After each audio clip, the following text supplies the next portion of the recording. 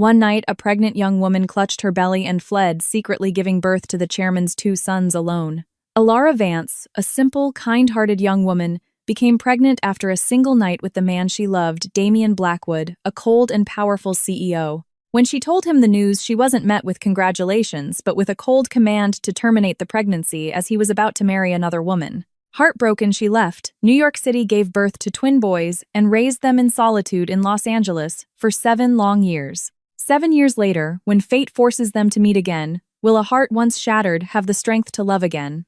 This is a journey of tears and resentment, but also one filled with love, redemption, and the unbreakable bonds of family. 7 years ago, on a rain-slicked night in the heart of Manhattan, Alara Vance pulled her thin coat tighter as she slowly walked into the lobby of St. Jude's Hospital. Her hand trembled, clutching the lab report. Everything spun when the doctor confirmed she was pregnant. It was the result of a love she believed was real. But before the joy could fully register, a wave of anxiety crashed over her. The man she thought would be her safe harbor, Damian Blackwood, was always an enigma. He was successful, powerful, but incredibly cold. She dialed his number, her voice shaking. "Damian, I need to talk to you. I'm coming over." He grunted an affirmative on the other end, not asking any questions. The dial tone that followed made her heart pound even harder. The rain was torrential, but she hailed a cab and sped toward his luxury penthouse on Park Avenue. Standing before his door, she took a deep breath for courage and knocked. The door swung open, revealing his handsome but indifferent face. Damian's dark eyes looked at her without a trace of warmth. Alara bit her lip and held out the lab, report her voice a mere whisper. "I'm pregnant. It's yours." She had imagined he would be surprised, perhaps even happy, but his expression barely flickered before returning to its usual stoicism. He took the paper, glanced at it, and his brow furrowed slightly. Instead of questions, he said 3 cold words. "Get rid of it." The words were a knife to her heart. She thought she'd misheard, standing frozen for a moment before stammering. "What did you say? This is your child." "Don't you want our baby?" He crossed his arms, his eyes empty, devoid of compassion. "I don't want any complications right now. I'm preparing to marry Victoria Davenport." His voice was flat. "It's a wedding that benefits both of our families. Keeping this baby is pointless. Get rid of it and we'll pretend this never happened." Her heart went numb. His callous words brought tears to her eyes. She choked back a sob, trying to reason with him. "You can't be this cruel. I truly love you. This baby is the result of our love. Please give our child a chance." He let out a dry, humorless laugh and stepped closer, his gaze icy. "Love. You think I need love from someone like you? The person I need by my side is Victoria. She's the one worthy of standing next to me. You were just a moment of fun. Don't delude yourself." The pain was so intense her legs trembled, tears streaming down her face. She wiped them away hastily, her voice hoarse. "I won't get an abortion. If you don't want our child, I'll raise him myself."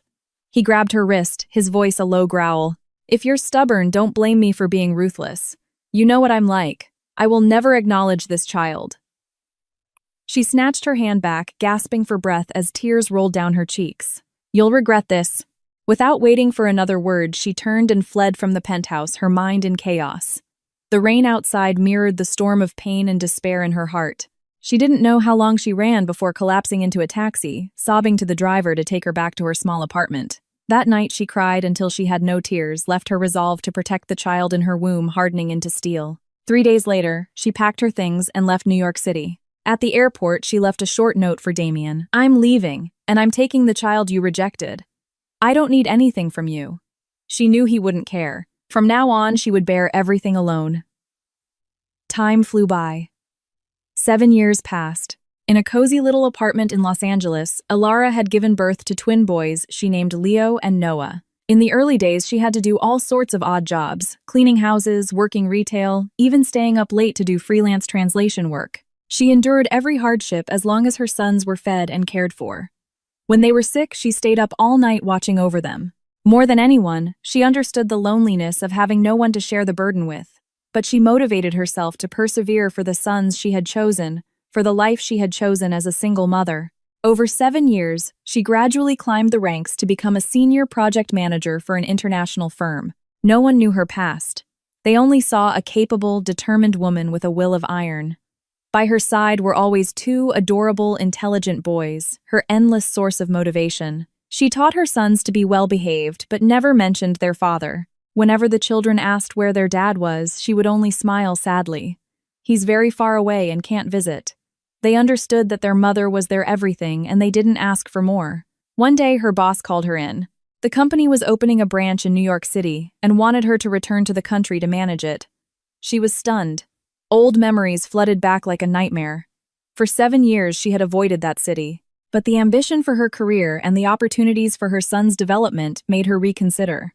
In the end, she agreed, though her heart was filled with dread. What if she ran into Damien again? Would she be strong enough? The night before the flight, she sat watching her sleeping sons. Their innocent faces made her heart ache. She gently held Leo's hand, then Noah's. "I promise I won't let anyone hurt you." No matter what past she had to face, she would protect them at all costs. Early the next morning, she took her sons to the airport. Throughout the flight, they chattered excitedly about New York while she just stared silently out the window. Memories washed over her the day she was thrown out, the sound of the rain, his cruel words. It was all etched into her heart, creating the guarded, resilient Alara she was today. When the plane landed at JFK, Alara led her 2 sons into the terminal. The bustling crowds, the bright lights. New York was still as dazzling as ever. She lifted her chin, a cold smile on her face. "I'm back, but I'm no longer the weak girl I once was," Leo asked curiously. "Mom, why is everyone staring at us?" She chuckled and ruffled his hair. "Because these 2 little boys are so handsome, of course." The 2 children giggled and her heart warmed slightly. She hailed a taxi to the new apartment arranged by the company. It was centrally located with modern furnishings, enough for the 3 of them to live comfortably. After they settled in, she let the boys choose their beds. Noah ran around excitedly while the more serious Leo neatly arranged his study corner. Seeing this, she smiled. As long as her children were happy, she could endure any hardship. After unpacking, she had barely a moment to rest when her boss called to inform her of a formal meeting the next day with the management of their partner company. She sighed and nodded. "Yes, I'll be ready." It was better to dive into work immediately, a way to escape the painful memories. Night fell. The 2 boys sat on the sofa watching TV, laughing and playing. Alara prepared her documents, occasionally glancing at them, her mind in turmoil. She wondered, is Damien still here? He's probably married to Victoria, and maybe they're happy. Whatever his situation, she didn't care. She just hoped their paths would never cross again. She looked at the clock and decided to go to bed early to be fresh for the meeting. The next morning, she applied light makeup and put on a tailored pantsuit that accentuated her professional demeanor. She looked completely different from the small, timid girl of the past. Her eyes were determined, her posture poised. She instructed the boys to look after each other at home. A temporary nanny would be coming to help. Leo said, seriously, "Don't worry, Mom. I'll protect my brother." Noah cheekily added, "Can you even protect yourself?" She laughed, ruffled both their heads, and quickly left. The partner company's skyscraper was in the heart of the financial district. She took the elevator to the 30th floor where the management meeting was being held. As she stepped into the conference room, she felt the formal atmosphere. Directors and department heads stood around, all maintaining a serious, professional air. She confidently walked in and introduced herself briefly. "I'm Alara Vance, the new branch manager for Horizon Dynamics." People applauded politely. She smiled faintly and sat down. The meeting facilitator began, "And now let's welcome the president of Blackwood Enterprises, Mr. Damien Blackwood." Hearing that name, her heart lurched. That dreaded name echoed in her memory. She forced herself to remain calm and looked toward the door. Sure enough, the tall man with the familiar face from years ago walked in slowly. Her breath hitched. He regally took his seat at the head of the table and greeted everyone in a deep voice. His eyes scanned the room, then froze when they landed on Alara. Their gazes met, and for a second all sound seemed to fade. But it was only for a moment. She immediately looked away, feigning indifference. He didn't say anything either, just frowned slightly as if trying to place something. Finally, he started the meeting outlining the collaboration plan. She focused on taking notes, avoiding his gaze at all costs. Throughout the meeting, she answered questions concisely and professionally. Occasionally, she felt his eyes on her and her heart fluttered, but she showed no emotion. Everyone praised her sharpness while he listened in silence. At the end, he suddenly asked her, "Miss Vance, how long did you work in Los Angeles?" She maintained her professional smile. "I was there for 7 years." He nodded without further questions, but his eyes held a complex, unreadable expression. The meeting ended, and most people left with only a few lingering to chat. She was packing her documents ready to leave when he unexpectedly approached her. "Elara," he said softly, "are you doing okay?" She looked up, her gaze as cold as ice. "We're here to discuss business. Anything else is irrelevant." He seemed taken aback, then gave a bitter smile. "Right." Without another word, she turned and walked away, her heart pounding. After all these years, she thought she was ready, but she never expected to meet him again in this context. She took a deep breath, reminding herself to be strong. From now on, she would only see him as a business partner, nothing more. In the afternoon, she rushed home to pick up her sons and take them to a prestigious private elementary school. She spoke with the teachers, filled out paperwork, and handled all the admission procedures. The boys chattered excitedly. "Mom, when can we get pizza? I heard the pizza in New York is the best." She stroked their heads. "When Mom has a free day, I'll take you." They cheered, all fatigue forgotten. Seeing their smiles, she felt a renewed sense of purpose. No matter the difficulties, she still had her two sons as her emotional anchor. That evening, she set the table and the three of them sat together. Noah boasted, "Tomorrow I'm going to try to make new friends." Leo nodded. "Me too, but I'm a little worried. I don't know if my accent sounds different." She smiled gently. "Don't worry, just be yourselves. People here are friendly." Unconsciously, she thought of the man who had abandoned her 7 years ago. Where was he? What was he doing after work? She shook her head, dispelling the thought. He had nothing to do with her and her sons anymore. Late at night, after the boys were asleep, she sat at her desk reviewing the collaboration plans. Around 11 p.m., her phone rang. It was an unknown number. She was hesitant, but after a moment she answered. A deep male voice came through. "Elara, it's me." She drew a sharp breath, silent. His voice was thick with emotion. "I know I was wrong. I just wanted to say, for the past 7 years I've—" She cut him off coldly. "It's too late." Then she hung up and turned off her phone. A wave of resentment washed over her. After all these years of her struggling alone, what was the point of his call now? She looked at her sleeping sons and sighed. She would never let them know about that man. The night was heavy. She dreamed of old nightmares of him, smiling coldly and telling her to get rid of it. She woke up with a start, her forehead damp with sweat. Looking at her peacefully sleeping children, she began to cry silently. She wiped her tears, telling herself to be stronger. The pain would never be repeated. She would never give him the chance to hurt her or her children again. In the morning, she forced herself to be cheerful and prepared breakfast for her sons. Seeing their two identical little faces, her heart warmed. Life would go on. She believed that as long as she stayed away from him, everything would be fine. However, fate, it seemed, had other plans. The next morning, at the new branch office, Elara was busy organizing documents related to the joint project. She wanted everything in order to avoid any direct meetings with Damian Blackwood. But fate was cruel. As she arrived at the entrance of her office building, she saw his familiar luxury car parked near the door. She ignored it and hurried inside, hoping not to run into him, but the sound of footsteps behind her made her flinch. "Elara," his low, deep voice called out. She turned, her expression unwavering. "I'm busy." He took another step closer, his tone gentle. "I just want to say a few words. I know you hate me, but please give me a chance to explain." She scoffed. "Is that what you call an explanation? 7 years ago, what was your explanation when you pushed me out of your life and forced me to face every hardship alone?" A look of pain crossed his face, but he persisted. "I was wrong back then, truly wrong. But I never expected you to disappear without a trace, not giving me a chance to make it right." She laughed out loud, a sound filled with mockery. "A chance to make it right. You say it so lightly, as if it were just a careless mistake. Do you have any idea what you did when you told me to get an abortion? You killed my faith in you." Her words were as sharp as a blade, and his face paled. She turned to leave, leaving him standing stunned in the lobby. She didn't want to prolong a meaningless conversation. Just thinking about that rainy night made her tremble with rage. For 7 years, she had built a wall around her heart, and she wouldn't let him break it down so easily. She quickly returned to her desk, burying herself in paperwork.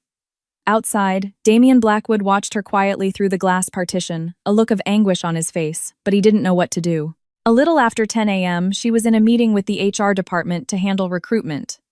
The door to the conference room opened slightly, and an employee informed her, "Miss Vance, President Blackwood would like you to come to his executive office for a discussion." She sighed in frustration. "All right, I'll be right over." It was likely about their joint project. She couldn't refuse. She stood up, grabbed a folder, and headed over. When she pushed the door open, she saw him sitting alone, waiting. 2 cups of steaming coffee sat on the table. He gestured for her to sit. She placed her folder down, sitting at a distance, her voice calm. "What about the project did you want to discuss?" He paused for a moment, then pushed a cup toward her. "Coffee for you." She didn't touch it, just looked straight at him. "No need for formalities." He sighed, suppressing his emotions. "I've reviewed the project proposal. There's a section here that requires deeper collaboration. I believe you're aware that we need to launch the joint HR and marketing plan next month." She nodded. "Understood. I'll coordinate with the person in charge and have a report for you by the end of the week." A faint smile touched his lips. "Good. Alara. Thank you." Then his voice softened. "These 7 years. Where did you live?" I looked. "Excuse me, are we done with work?" she interrupted, standing up. He quickly said, "Wait." But she didn't look back, leaving the room swiftly. He followed her into the hallway, only catching a glimpse of her disappearing around a corner. He let out a long sigh, remembering how she used to chirp his name. Now there was only a vast distance between them. After work, she went home to pick up her sons.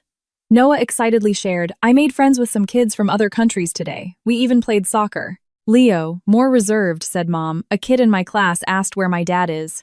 I didn't know what to say. She froze, then smiled and stroked his head. "Just tell them your dad isn't here. That's all." Leo nodded slowly. Looking into his eyes, she knew they were growing up, and questions would arise. But she couldn't give them an answer that included the name Damian Blackwood. The next day, she was busy at the office again. In the middle of the day, she received a call from the school. "Miss Vance, I was hoping you could come in to discuss your son's academic progress." Worried, she quickly asked for leave and rushed over. When she arrived, she learned that Noah had gotten into a fight with another student. She was shocked. Her son was usually so gentle. She saw Noah sitting huddled in front of the principal's office, his face sullen. She asked softly, "What happened, honey?" Noah burst into tears. "He was teasing me. He said I don't have a dad, and I got so mad." Her heart clenched. Seeing her son's tear-streaked, indignant face pained her deeply. She hugged him, her voice gentle. "I know you were hurt, honey, but fighting is wrong. Do you understand?" The little boy sobbed. "But I hate it when they say I don't have a dad." "Why isn't Dad here, Mom?" She didn't know how to answer, only whispering.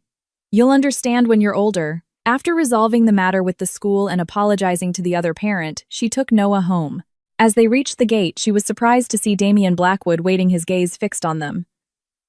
She was stunned, tightening her grip on her son's hand. Her voice was cold. "Why are you here?" He looked awkward. "I was just passing by and wanted to see the school." Noticing Noah's tear-stained face, he asked quietly, "Is he all right?" She brushed it off. "It's none of your business." Noah looked up at him curiously. "Mom, who is this man?" She didn't answer, turning away and leaving him standing there like an outsider. He realized with a pang of bitterness that this child was his own flesh and blood, yet had no idea. That night, Alara leaned against her headboard, watching Leo and Noah sleep. Thinking about her son's words, her heart ached. She knew that sooner or later her sons would ask more about their father, but she couldn't let them cling to such a heartless man. She had often wondered if, had he truly repented, she should let him meet them. But the thought was always extinguished by the pain of the past. She wiped a tear, thinking that a mother's love alone was enough to raise her sons. The following days were increasingly busy. The company pushed the project timeline, and she and her team were in a race against time. She and Damian still encountered each other frequently, but their interactions were strictly professional. Whenever he tried to speak to her privately, she always found a way to evade him. Sometimes she would catch him looking at her with an expression of regret, but she couldn't be bothered to care. One afternoon, after a long meeting, she returned wearily to her office. To her surprise, she found a bouquet of simple daisies on her desk with an unsigned card. She opened it. It contained only one word: sorry. She held the bouquet, her hand trembling slightly, her mind flashing back to a time long ago when he had knelt beside her. It seemed that once when he was drunk, he had whispered many sweet things, only for it all to shatter afterward. She gritted her teeth and tossed the bouquet into the trash without a second thought, as if throwing away an old memory. That day, she returned home late again. The boys were with their nanny, Mrs. Gable. Leo was sitting in the living room with a book. Noah was watching cartoons. As soon as he saw her, Leo ran over. "Mom, I have a homework assignment to draw our family. I'm supposed to draw Dad too, but I've never seen him." His words were like a knife twisting in her heart. She forced a smile. "Just draw me your brother and yourself. As for your dad, you can draw him however you want." The boy's dark, intelligent eyes held a hint of sadness, but he nodded. Later, as she was helping him with his homework, she saw that Leo had faintly drawn a shadowy figure standing far away from the three of them in his picture. She froze, not daring to ask, just patting his shoulder and whispering, "I'm sorry." The boys didn't understand the whole story, but they could sense their mother carried a heavy burden and loved her all the more for it. At the end of the week, the company hosted a gala to introduce the new project. All senior managers were invited, including her, of course. She wore an elegant black dress, her hair in a neat bun with light makeup. The party was held in the grand ballroom of a five-star hotel. As soon as she entered, she saw him. Damian Blackwood was in a dark suit, exuding an air of sophistication. When he saw her, he approached, offering a polite smile. "Miss Vance, you look beautiful tonight." She gave a cold nod and tried to walk past, but he gently took her arm. "Could we take a photo together for the launch event?" She took a deep breath and pulled her arm away. "Don't touch me." The few guests nearby didn't understand what was happening and looked at them curiously. Realizing she shouldn't make a scene, she turned and walked in another direction, trying to maintain her composure. Amidst the laughing and chatting crowd, she moved like a distant shadow. She overheard a few people whispering, "Something seems off between Miss Vance and the president." She ignored them. In the middle of the event, the MC invited the leaders of both companies to the stage for a speech. She stood on the same stage with him. They stood side by side and raised their glasses for a toast. Thunderous applause erupted, and people complimented them on being a handsome pair. She only felt a bitter taste in her mouth while he forced a smile. A slideshow presentation about the project's importance played on the screen behind them. The media took countless photos. To any observer, they seemed like a perfectly coordinated team. No one knew about the deep chasm that lay between them. After the event, she intended to leave early to get back to her sons. When she got to the parking garage, it had started to rain unexpectedly. She didn't have an umbrella and had to stand under the overhang. Suddenly, he appeared holding a black umbrella and slowly approached her. "Let me give you a ride home." She shook her head. "I can get a taxi." He didn't insist, just stood there holding the umbrella. The rain grew heavier, splashing around her heels. His voice was low. "Don't be stubborn. At the very least, we're still partners. I can't let you get soaked." Seeing no point in arguing, she sighed. "Fine." He held the umbrella over both of them as they walked to his car. The rain pattered, and the wind carried a chill. She caught his familiar scent, a subconscious reminder of the past, but she quickly pushed the thought away. Inside the car, he started the engine. Silence enveloped them. He helped her with her seatbelt, his hand briefly brushing her shoulder, making her flinch. She maintained her cold facade, and he said nothing, concentrating on driving down the wet streets. The streetlights cast a hazy glow. After a moment of thought, she said firmly, "I don't want you showing up in front of my children." "Understood." His hands tightened on the steering wheel, his lips pressed into a thin line. After a long pause, he replied, I guessed you had twin sons, didn't I?" She was speechless, glaring at him. "You investigated me." He shook his head, his voice sad. "No, I just saw the boys that day. I recognized the resemblance. They look like me." "I regret it more than you can imagine." She gritted her teeth. "What good is regret? You think a few apologies can fix everything. Do you have any idea what I went through for the past 7 years?" Her eyes welled up, but she fought back the tears. He spoke softly. "I don't expect to erase my past mistakes. I just hope to make it up to them now. I want to fulfill my responsibilities as a father." She laughed bitterly, a tear finally escaping. "Responsibilities. Back then, you told me to get an abortion. Now you talk about responsibility. How ridiculous." The car stopped in front of her apartment building. She opened the door. The rain was still drizzling. He called out Elara. She turned her eyes cold. "Forget about my sons. They don't need you. Don't disrupt our lives." Then she ran into the rain, leaving him sitting silently in the car, his hands clenched on the steering wheel. Outside, the thunder rumbled, a reminder of the wrongs he had committed that couldn't be washed away by a few late apologies. She rushed up to her apartment, afraid she was late and the kids were already asleep. As she opened the door, Leo ran out. "Mom, you're all wet. Where were you for so long?" She took off her shoes and forced a smile. "I was busy with work." "Are you two in bed yet?" Noah peeked out. "Not yet. We were waiting for you." Looking at their innocent faces, she knew she had to be stronger, not waver because of Damian Blackwood. She changed, took a warm shower, and then tucked her sons into bed. The three of them snuggled, chatting and laughing for a bit before drifting off to sleep. But she tossed and turned, her mind filled with worry. He wouldn't give up easily, especially now that he knew about the boys. She bit her lip, thinking that no matter what, he couldn't interfere in their lives. The wounds of 7 years had not yet healed, and she wouldn't let her children be hurt by their selfish father. Would he try to fight for custody or play some other trick to force her hand? The thought made her shudder. In the middle of the night, she woke up and looked at her 2 sons, sleeping beside her, their faces so peaceful. She gently stroked Leo's soft hair, then Noah's, and whispered to herself, "I only have you, and you only have me. We'll always be together. No one can take you away from me." In that moment, she pushed aside all fear, leaving only the fierce maternal love that had sustained her for 7 years. Whatever tomorrow brought, she would do everything in her power to protect her small family. In the days following the gala, Alara threw herself into managing the new branch. Her life revolved around projects, marketing plans, and rushing home to care for her 2 boys. She took them to school in the morning, picked them up in the evening, helped them with homework, and talked with them. She was determined to be both a great mother and a successful manager, burying herself in work primarily to avoid Damian Blackwood. Yet, whether by chance or design, they continued to cross paths. Each time she skillfully maintained her distance. He, in turn, didn't dare to be too forward given her clear rejection. But even as she tried to ignore him, she noticed his eyes were always on her. Sometimes she'd catch him looking at her with a gaze full of regret and longing, and her heart would ache with a familiar pang of bitterness. She couldn't forget what he had done, and she certainly couldn't forgive him for a few late apologies. One afternoon after work, Alara received a call from the boys' homeroom teacher. Her voice was concerned. "Miss, Vance Leo has been doing well academically, but he seems more withdrawn lately, and Noah has had a few angry outbursts where he won't listen. I'm worried they might be under some kind of stress." Alara's heart sank. She knew they were growing up and becoming more aware of the absence of a father figure. After thanking the teacher, she hung up her heart heavy. That evening, as the 3 of them were having dinner, she asked gently, "Are you 2 having fun at school? Is there anything you want to talk to Mom about?" Noah shook his head, his eyes a little red. "My friends keep asking where my dad is. I keep telling them, but they still tease me. It makes me so mad."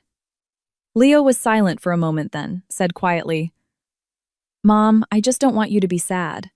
I know I shouldn't ask about Dad, but I'm curious too." She choked back her emotions, forcing her voice to stay calm. "I understand. I'll find a way to make sure no one teases you anymore. As for your father, trust me, I'll explain when the time is right." She cleared the table and washed the dishes to hide her sorrow. She once thought that if she loved her children with all her heart, they wouldn't miss their father. But life was complicated, and sooner or later they would feel the void.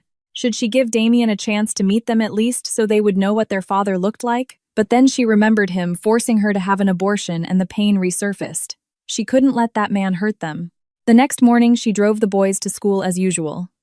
As she pulled up to the gate, she was startled to see the familiar luxury car of Blackwood Enterprises parked nearby. The driver opened the door, and out stepped Damian Blackwood. He looked at her, his expression a mixture of apprehension and concern. Leo and Noah also sensed something was off and stared at him blankly.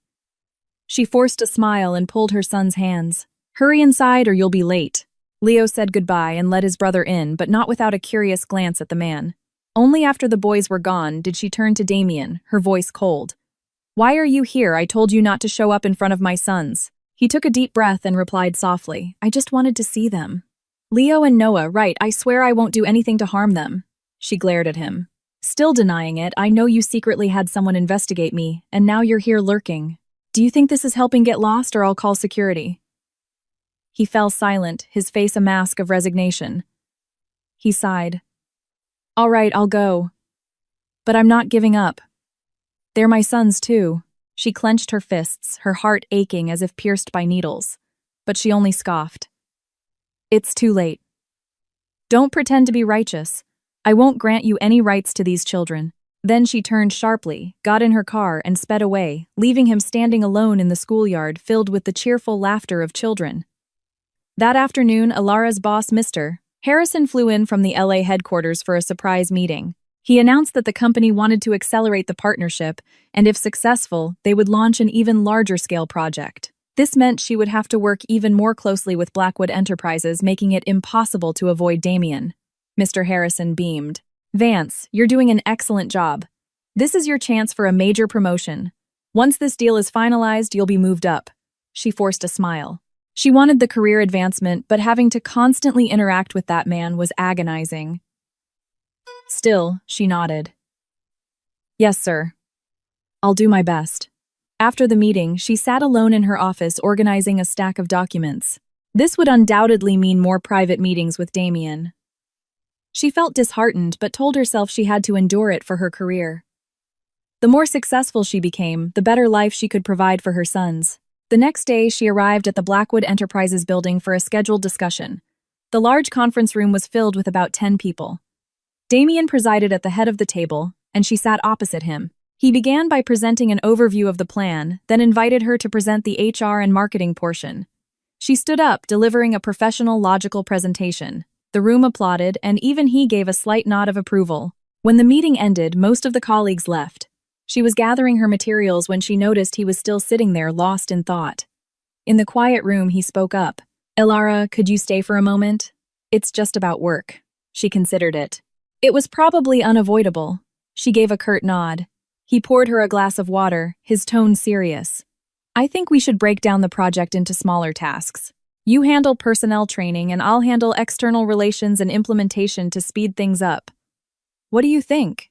She thought it over and nodded in agreement. A small smile touched his lips as he looked up at her. This time his gaze wasn't cold but held a clear sense of respect. His voice softened. Thank you for cooperating. She wanted to leave immediately, but he placed his hand on a folder, his voice low. I also wanted to talk about something personal. Don't worry, I'm not forcing you to forgive me. I just hope you'll let me make it up to the boys. Don't stop me. I won't try to take them from you and I won't scare them. Please trust me this once. Her heart trembled, but she immediately pushed the feeling away. I will never trust you again. You treated our child like garbage back then and now you want to make amends. You think it's that simple. He bowed his head, his voice filled with remorse. I know I'm to blame, but I swear if I could do it all over again, I would never have said those cruel words. Please just let me see them once. Please, pain welled up inside her. She took a deep breath, trying to stay calm, and replied, No, let's focus on this contract. Don't think about anything else. With that, she stood up abruptly and walked out of the room. He remained seated, his disappointment palpable, but he didn't know what else to do. That night, she got home, helped her sons with their homework, and tucked them into bed. Just as she turned off their bedroom light, her phone vibrated. The screen showed an unknown number. She answered, and a sharp female voice asked, Is this Elara Vance? I want to meet you. It's about Damien Blackwood. She was stunned. Who is this? You don't need to know. But this is important. If you care about your children, meet me at the Crimson Cup Cafe on 28th Lotus Street. Right now. Before she could ask more, the line went dead. Her mind raced with terrible possibilities. It's about your children. She trembled. It could be a prank, but she couldn't take the risk. She quickly texted Mrs. Gable to watch the boys, then threw on a coat and rushed out to catch a taxi. The cafe was dimly lit and sparsely populated. She spotted a woman in her early 30s with sharp, sophisticated features sitting in a corner. She approached. Are you the one who called me? The woman looked up, a smirk on her lips. Yes. I'm Victoria Davenport. The name made Elara's heart pound. She had heard of Victoria Davenport, Damien's fiancée, from years ago, the reason he had given for forcing her to abandon their child. She held her breath and asked directly, What do you want? Victoria laughed dryly. Sit down. Have a drink. Don't be so tense. Elara sat down reluctantly, clutching her purse. Victoria stirred her coffee, her voice condescending. I hear you have 2 children with Damien. After he threw you away 7 years ago, you still went ahead and had them. You're quite stubborn. Elara was furious but held her tongue. What are you talking about? Whether your wedding happened or not has nothing to do with me. Victoria ran a hand through her hair, her lips curling. The wedding, he called it off right after you disappeared. Not that I cared much, but now he's obsessed with you again, even disrupting my life. I don't like it. Elara scoffed. You're worrying for nothing. I'm not letting him back into my life. You should be happy. A dangerous glint appeared in Victoria's eyes. Don't play dumb. Damien is torn up about those 2 kids. He wants to acknowledge them, doesn't he? If you let him back into your life, I know he won't let go, and that will interfere with my plans. Elara was shocked. So this woman was still trying to pull Damien back to her side. She said calmly, Your business with him is your own. I'm not letting him acknowledge the children. If you're so scared, do whatever you want, but leave me out of it. Victoria laughed. I want you to know if you continue to be involved with him, I have ways of making you lose everything. Your children won't be safe either. I'll do whatever it takes to stop him from going back to you and those brats. A chill ran down Alara's spine. Victoria stared at her intently. Remember my words. If you're planning on giving him a chance, don't blame me for being ruthless. I have no problem dealing with anyone who gets in my way. Do we understand each other? Alara was trembling with anger but managed to stand up calmly. I have nothing to do with this. Don't try to use my children. If you touch them, I won't spare you. Then she walked out, her heart pounding, a sense of dread washing over her. Victoria's cold demeanor told her this was a real threat. She knew this woman was cunning and would stop at nothing. Her mind was in turmoil. Should she take her sons and leave New York again that night? She had a nightmare that her sons were taken away. She screamed herself hoarse, but no one came to help. She woke up drenched in sweat, only calming down when she saw Leo and Noah sleeping soundly beside her. She sat there, stunned as tears fell. 7 years. She thought the storm had passed, but now upon her return, she was facing a new set of dangers. As much as she hated Damien, she didn't want Victoria to ruin his life, and she was terrified for her children's safety. She just hoped she was strong enough to protect her small family. After meeting Victoria, Alara became even more cautious. She limited where her sons could go and always instructed their teacher to be careful about who picked them up. She even considered changing schools but worried about disrupting their education. At work, she had to continue with the project. Whenever she had to speak with Damien, she maintained a professional demeanor, avoiding all personal topics. He noticed her increased wariness but didn't dare to ask, only remaining silent and sad. One afternoon, she left work early, deciding to pick up the boys herself so they wouldn't have to wait. She parked in front of the school, her heart pounding with an unusual anxiety. It was only 4 p.m. and students were pouring out. She scanned the area but couldn't see Leo and Noah. Usually they waited by the big oak tree, but today the spot was empty. She ran to the security guard. "Sir, have you seen a pair of twin boys?" The guard scratched his head. "School's out. Most of the kids are gone. Maybe yours left earlier." Her heart hammered against her ribs. "No, they don't know how to get home by themselves." "Did anyone pick them up?" The security guard checked his logbook. "Ah, yes. A man who looked familiar said he was a family member and picked them up about 10 minutes ago." She felt the world spin. She frantically tried calling the phone she'd given the boys, but there was no answer. Her legs went weak, her mind a chaotic mess. Could Victoria have done this, or was it Damien? She immediately called him, nearly screaming into the phone. "Damien, did you pick up my sons?" On the other end, he sounded alarmed. "What are you talking about? I'm in a board meeting." "I didn't pick them up." A cold dread washed over her, her voice breaking. "If it wasn't you, then who was it? Oh my God, where are my children?" There was a moment of silence on his end, then he spoke with calm determination.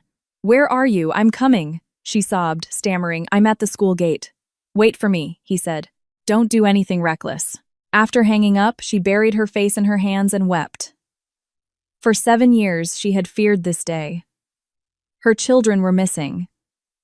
They could have been kidnapped or fallen into anyone's hands. She hated herself for not getting there sooner. Just then, her phone pinged. She opened it to read an anonymous text message. "If you want your sons back, come to the abandoned warehouse district near the old shipyard. Come alone. Don't call the police." She read it, her heart twisting in agony, tears streaming down her face. Someone had indeed taken them. Just then, Damien's car screeched to a halt. He jumped out and ran to her. "Any leads?" She showed him the text message. As he read it, his face hardened. He grabbed her hand. "Let's go. I'll get them back." She wiped her tears and pulled away. "They said I have to go alone." He shook his head. "It's too dangerous for you to go alone. At least let me come with you. I won't let anything happen to you or the boys." She thought of Victoria, fearing she was the kidnapper. Amidst the chaos and fear, she nodded. "All right. But don't do anything rash. I just want my sons back safely." He nodded, pulled her into the car, and sped off into the bustling traffic. She clutched her seatbelt, her heart in a vice, tears still occasionally falling. She just wanted to hold her sons in her arms. Whoever was behind this, she was ready to trade everything to save them. Just an hour ago, her sons were laughing and playing. Now they were gone. She heard his reassuring voice. "Don't worry, I won't let anything happen to them. I promise." His promise echoed in the crisis. She didn't know whether to believe him, but she desperately hoped he could keep it. As dusk fell, the road to the old shipyard became deserted. The car sped down the empty road, lit by a few dim streetlights. She looked around, her fear mounting. 7 years ago, she had lost sleep worrying about her sons being harmed. Now her worst fears were coming true. Damien saw her trembling and placed a hand on her shoulder, his voice calm and steady. "We'll find them." She held back her tears, took a deep breath, and regained some composure. "When we get there, I'll ask what they want. You act according to the situation." He nodded, his eyes focused on the road, his expression determined. The cold wind whipped past, and the sky was dark and ominous. The car stopped in front of a dirt lot, leading to the old warehouses. In the distance, darkness shrouded everything, and she could only vaguely make out the silhouettes of the abandoned buildings. Her heart was pounding. She started to get out of the car and run toward them. He grabbed her wrist, his voice firm. "We can't be reckless. Let me stay by your side." She bit her lip and nodded. They walked silently across the gravel-strewn yard, each footstep echoing in the quiet night. When they reached the rusted iron gate, she called out, her voice trembling, "I'm here, let my sons go." The response was a terrifying silence. Suddenly, a woman's mocking laughter echoed from the darkness. "Well, you got here fast. And you brought Damien Blackwood with you. How brave." A figure emerged from the shadows. As she got a closer look, she recognized Victoria Davenport's face. She was stunned. "It really is you." Victoria smiled, narrowing her eyes. "Surprised I told you I wouldn't let you off easy. Where are the 2 brats? You don't need to know. It all depends on your attitude." And his. Alara was furious. "What do you want, money? Or are you trying to blackmail him into marrying you?" Victoria tossed her hair and laughed bitterly.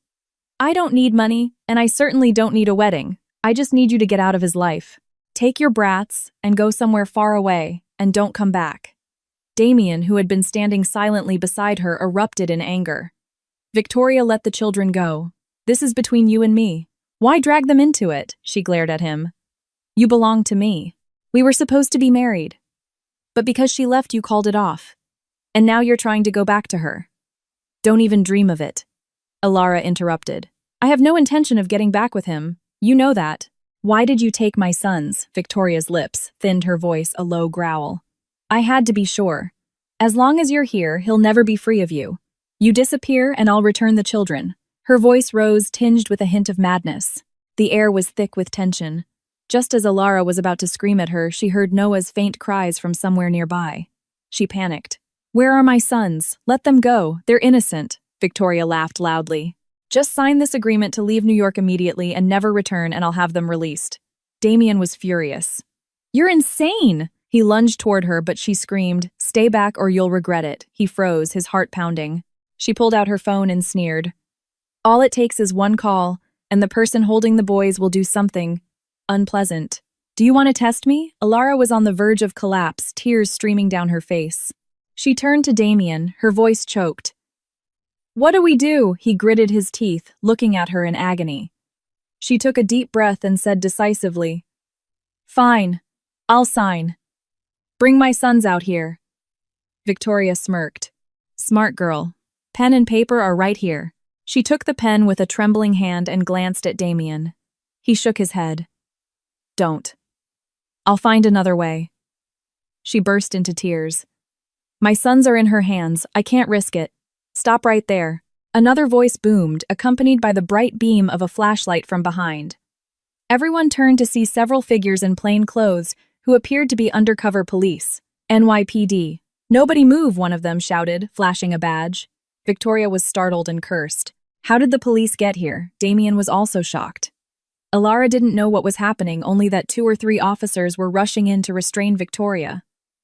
One of them yelled, "Another team, find the kids now." It turned out that from the moment she had called him, Damien had secretly alerted his trusted security team to find leads and contact the police. They had tracked the phone signal, pinpointed the area, and moved in when they were sure. Victoria's phone was knocked from her hand as she struggled frantically. "You can't arrest me. I haven't done anything," an officer barked. "Kidnapping is a serious felony. Tell us where your accomplices are now." She went silent, her face pale with shock. Alara held her breath. "My sons. Where are they?" Another officer ran over, leading 2 small children. She cried out in relief and joy, rushing to embrace them. Leo sobbed, "Mom, I was so scared." Noah whimpered. "They tied my hands." She burst into tears, stroking their hair. "It's okay, Mommy's here. No one's going to hurt you anymore." Damien also rushed over, wrapping his arms around all three of them, his own eyes welling with tears. He whispered, thank God, you're safe." The children didn't understand what was happening, only that they were scared and crying. The flashlight beam illuminated Victoria's face. She watched the scene with eyes full of hatred as the police led her away. The cold wind whipped around them, but Alara felt as if she had been brought back to life. She held her sons tight, overwhelmed with emotion. Damien kept a protective arm around the three of them until things seemed to calm down. She knew this nightmare might not be over, but at least her sons were safe. No one said another word. Just knowing the children were rescued was enough for this moment. The wind howled outside the police precinct where the kidnapping case had just been resolved. Alara and her two sons huddled together, still shaken. On a long bench, Leo and Noah sat pressed against their mother, their small hands clutching her arms, refusing to let go. Despite her exhaustion, she calmly held them, gently patting their backs. Damien stood nearby, occasionally glancing at her with a look of guilt. A police officer walked over, handed her some paperwork and said, "You can take the boys home now. But if you can, I'd recommend a medical checkup. They were held for a few hours and are probably traumatized." She nodded, her voice trembling. "Yes, thank you, officers." The officer nodded back. "It was thanks to Mr. Blackwood's timely information that we were able to intervene. Please take good care of the boys." She turned to Damien, her eyes red. "You called the police?" He looked uneasy. "You said you didn't want the police involved, but I couldn't take the risk. I had to have a team on standby in case Victoria had accomplices." She was silent. In that situation, his approach had been the right one. It was because of him that her sons were safe. As they left the station, she carried Noah and held Leo's hand. Damien's car was waiting. He opened the door, his voice low. "Can I take you all to the hospital for a checkup?" She hesitated for a moment, but seeing how tired her sons were, she nodded. In the car, Leo snuggled into his mother's arms and whispered, "Mom, who is that man? Why did he save us?" The boy had always called him that man, unaware he was his father. Before she could answer, Damien spoke gently from the driver's seat. "I'm a friend of your mom's. When I saw you were in danger, I couldn't just stand by." Noah mumbled, "Thank you, sir." Damien was silent, turning to look out the car window. She caught a glimpse of his shoulders trembling slightly, whether from emotion or exhaustion, she couldn't tell. As for her, she was filled with a complex mix of emotions, gratitude for him, saving her sons, but still unable to forget the pain he had caused. At the hospital, a doctor did a preliminary check and concluded that the boys had no serious injuries, just psychological shock. She felt a wave of relief and held her son's hands. "I'll take you home to rest." The boys nodded, pressing close to her. Damien watched them, his heart filled with sorrow. After the quick checkup, she led the boys out into the hallway and was surprised to see him still waiting. He didn't say anything, just handed her a business card. "If there are any problems, just call me." She took the card, hesitated for a moment, then nodded, not wanting to be too cold in this situation. The three of them returned home close to midnight. Mrs. Gable was there to help, and the boys were comforted and tucked into bed. Leo and Noah fell asleep quickly, their arms still wrapped around each other. She took a quick shower and stood on the balcony, her mind blank. Looking out at the dark night, she relived the terrifying moments of the afternoon. If it hadn't been for Damien, she didn't dare to think what might have happened. This incident had also made her realize how dangerous her enemies were. Was Victoria acting alone, or did she have accomplices? The police had arrested her, but was there anyone else? The next morning, she let the boys stay home from school. They were still traumatized. She drove to the office to request a few days off and deal with related paperwork. The management was understanding and granted her leave. As she was finishing up, she received a call from the police asking her to come in to give a supplementary statement. She rushed over, worried about what else Victoria might have said. When she arrived, she saw Damien was also there. He nodded, a greeting, his voice low.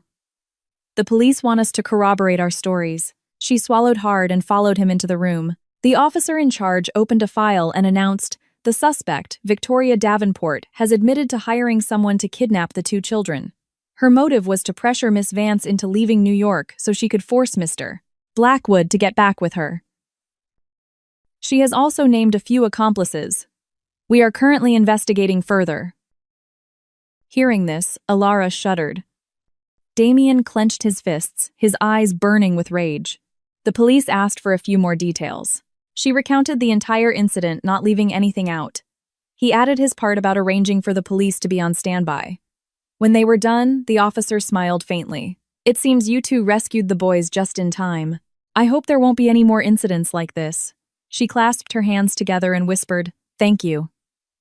As they left the precinct, they walked in silence. At the entrance, she looked at him, her voice thick with emotion. "Thank you for helping me and my sons. If it weren't for you." He looked at her, his face pained. "I just wanted the boys to be safe. I haven't done nearly enough. You don't have to thank me. From now on, I want to make it up to you and them." The mention of making it up made her heart ache, but she didn't react as harshly as before. She just said quietly, "Let's just let things settle down first. This whole ordeal has been exhausting. I don't want my sons to go through any more turmoil." With that, she turned and left. He watched her go, wanting to reach out, but in the end, he let his hand fall. It was true. She and the boys needed peace. And he had to pay the price for his past mistakes. Even though his heart burned with the desire to be a father, he didn't dare to ask for it immediately. 3 days later, the situation had stabilized. Victoria was in custody, and her accomplices were being identified. Alara kept Leo and Noah at home, even hiring a temporary bodyguard. The boys were still anxious and often had nightmares. Sometimes, Noah would bury his face in his mother's lap and sob, "Mommy, I'm scared." Leo wasn't much better, often silent and withdrawn. It broke her heart, and all she could do was hold them and comfort them. During this time, Damien often texted to ask how they were doing. She didn't reply, but she found herself not feeling as angry as before. After all, he had truly helped her save her sons. She wasn't ready to let him see the boys yet, but she noticed his persistence. He always left gentle, caring messages. The conflict within her grew. The hatred of 7 years couldn't be erased so easily, but the image of a father her sons longed for couldn't be ignored either. One evening, after the boys were asleep, the doorbell rang unexpectedly. She opened it to find Damien holding a box of mild sedatives for children and a few toys. She was momentarily stunned and about to refuse, but he gave a forced smile. "I just wanted to drop off a small gift. I won't come in. I don't want to startle the boys." She paused, realizing he had a point. "All right. Thank you," she said curtly, taking the items from him. He looked at her, his gaze softening. "Take good care of them. If you need anything, just call." She was silent for a few seconds, then gave a slight nod. He turned and walked down the hallway, a solitary figure. Watching him go, she sighed and went back inside. She placed the medicine on the table and looked at the 2 toys he had brought, 2 adorable teddy bears. She held them, a strange feeling in her heart. The next morning, Leo and Noah were thrilled with the new teddy bears. But the older boy, Leo, asked, "Who bought these, Mom?" She hesitated, then lied. "A friend of mine sent them for you." He tilted his head, a mischievous look in his eyes. "A boyfriend," she blushed. "Don't talk nonsense. Hurry up and eat your breakfast." Noah giggled and didn't ask any more questions, but their brighter smiles for the first time in days eased her heart. She gradually arranged for the boys to return to school. On the first day back, she took them right to the classroom door and spoke with the teacher, asking her to be extra careful. The teacher was understanding and promised to pay special attention. Though still a bit hesitant, Leo and Noah understood that skipping school wasn't a solution. She watched them take off their shoes, change into their indoor ones, and walk into the classroom, her heart filled with a mix of emotions, hoping for peace. She decided to finish work early to pick them up herself. As she was driving, she received a text message, "I'm free today. Can I pick up the boys? I'll just watch from a distance to make sure no one else takes them. If you're not okay with it, I won't." Her heart skipped a beat. His offer made her hesitate. Since the incident with Victoria, she had lost faith in their safety. His suggestion seemed like a good idea, but she didn't know how to react. She quickly typed, "I'll pick them up myself." After sending the message, she continued driving. She didn't get a reply. When she got to the school, she quickly found her sons. Seeing they were okay, she breathed a sigh of relief. As she was leading them out of the gate, she glanced over and was surprised to see his familiar car parked at a distance. He was sitting inside and didn't get out. Only after she and the boys were safely out of the gate did his car quietly drive away. She stood there for a moment, a complex feeling washing over her. He wasn't infringing on her parental rights. He was just quietly watching over them, protecting them. Was he trying to prove his sincerity? The thought made her heart feel heavy. Back home that night, after the boys were asleep, she stood in front of the mirror looking at her haggard face. 7 years ago, she had left New York with 2 lives inside her, rejected by their father. 7 years later, she returned, was nearly harmed, and their father had risked his life to save them. Everything was turned upside down. She didn't know whether to resent him or be grateful. All she knew was that she was tired and wanted peace for her children. A few days later, work gradually got back on track. Her colleagues praised her for handling everything so well despite the shock. The partnership between Blackwood Enterprises and her branch was going smoothly, promising great benefits. The CEO was even considering her for a promotion.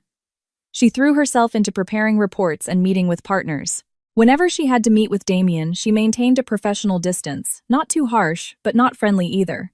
He respected her boundaries and didn't bring up family matters.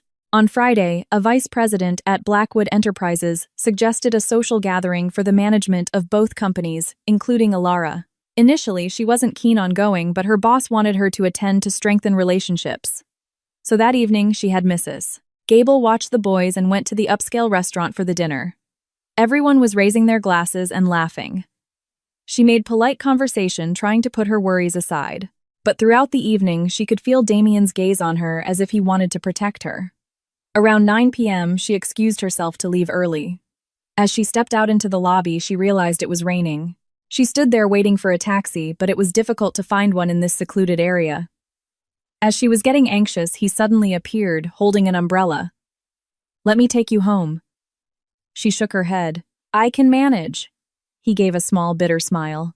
"I'm just offering you a ride, nothing more. If you get sick, your sons will be sad, won't they?" His words touched on her concern for her sons, and she fell silent. He quietly held the umbrella over her, led her through the rain, and opened the car door for her. The ride was silent. Occasionally, he would sneak a glance at her, seeing her staring blankly out the window. Finally, the car stopped in front of her apartment. She unbuckled her seatbelt and mumbled, "Thank you." He nodded, about to say something, but stopped himself. After a moment, he said softly, "Good night, Alara." She got out of the car and walked quickly into the lobby. As the elevator doors closed, she felt her heart beating unusually fast. She told herself not to be weak. This was all for her sons. Upstairs, she found the boys already asleep and kissed them gently on their foreheads, whispering, "Mommy loves you." Outside the window, the rain continued to fall, a reminder of the tears she had shed 7 years ago. Now all she wanted was for the storm to pass, so she and her sons could live in peace. As for Damien Blackwood, was he truly trying to atone for his past? She couldn't answer that yet. Only time and the trials to come would tell. 3 weeks had passed since Victoria Davenport's terrifying kidnapping attempt. On the surface, things had returned to a semblance of peace, but for Alara Vance, the storm inside her had yet to calm. She continued her routine of taking Leo and Noah to and from school now, always accompanied by a private security guard.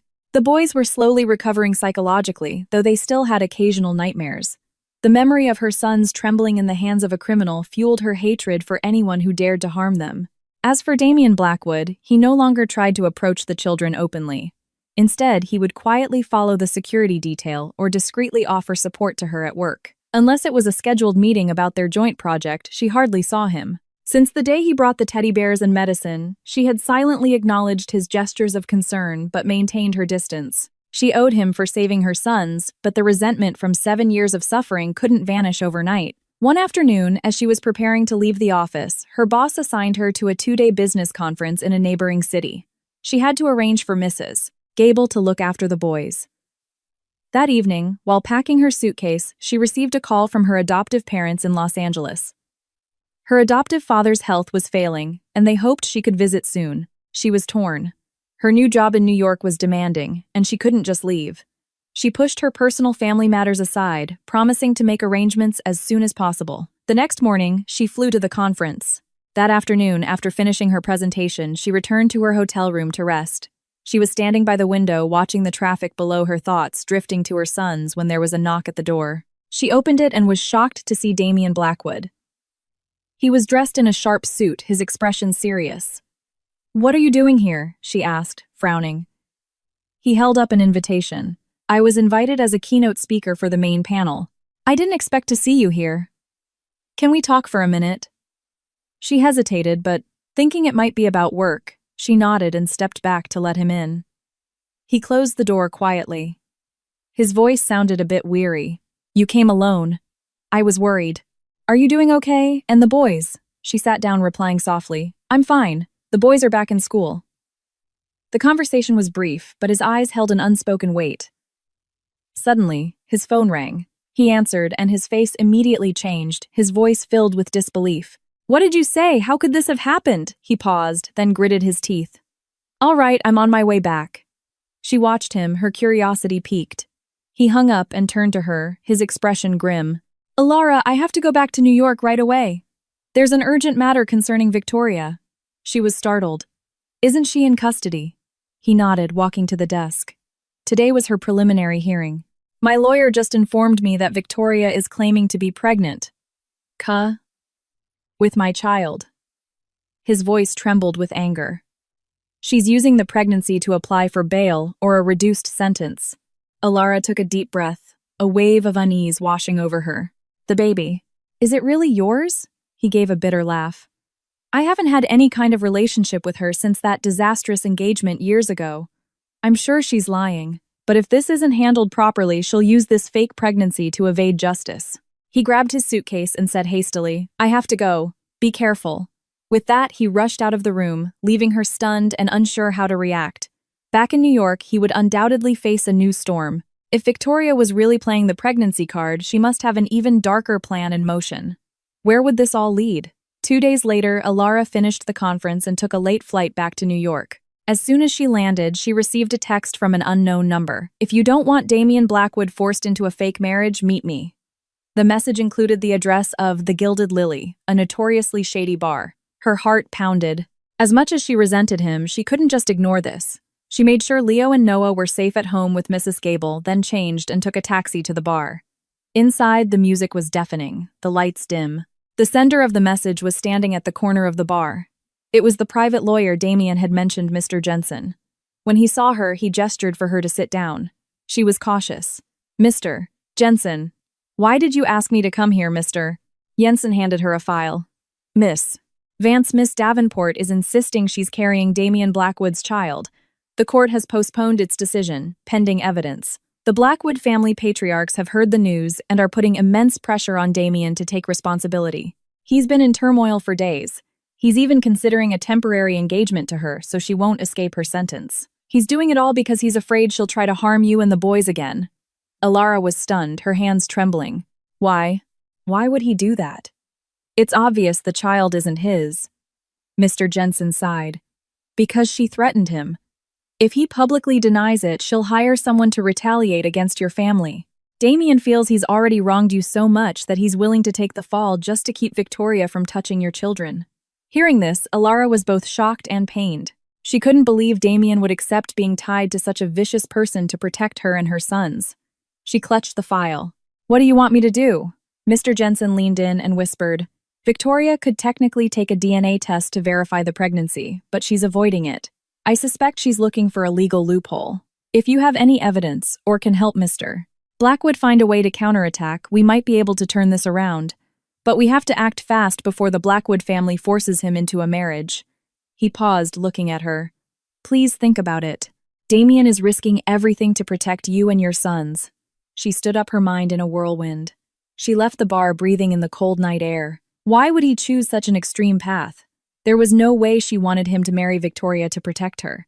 If he married her and she got out of jail, who knew what chaos she would cause, but what could she do? Just as she was about to hail a taxi, she saw his car parked across the street. He got out holding an umbrella and walked over to her. What are you doing here? She suppressed her turmoil and asked, Are you really going to marry Victoria? Are you insane? Hearing her question, he looked startled and flustered. Then he lowered his voice. Jensen told you, yes. You're temporarily engaged to her. Don't worry, I haven't signed any marriage license. It's just to get her to leave you and the boys alone. She was furious. Why would you do something so stupid? You think forcing yourself to marry someone you don't love will make her back off. He gently held the umbrella over her head as a light drizzle began to fall. The streetlights reflected on his face, showing a look of resignation. I'm not afraid of sacrificing my reputation. I'm just afraid she'll try something with you and the kids again. I was wrong 7 years ago. Now I have to bear the consequences. Just ignore me. She trembled anger mixing with a strange sense of sorrow. Ignore you. If you marry her, she'll have even more power to act recklessly. You think she'll just stop?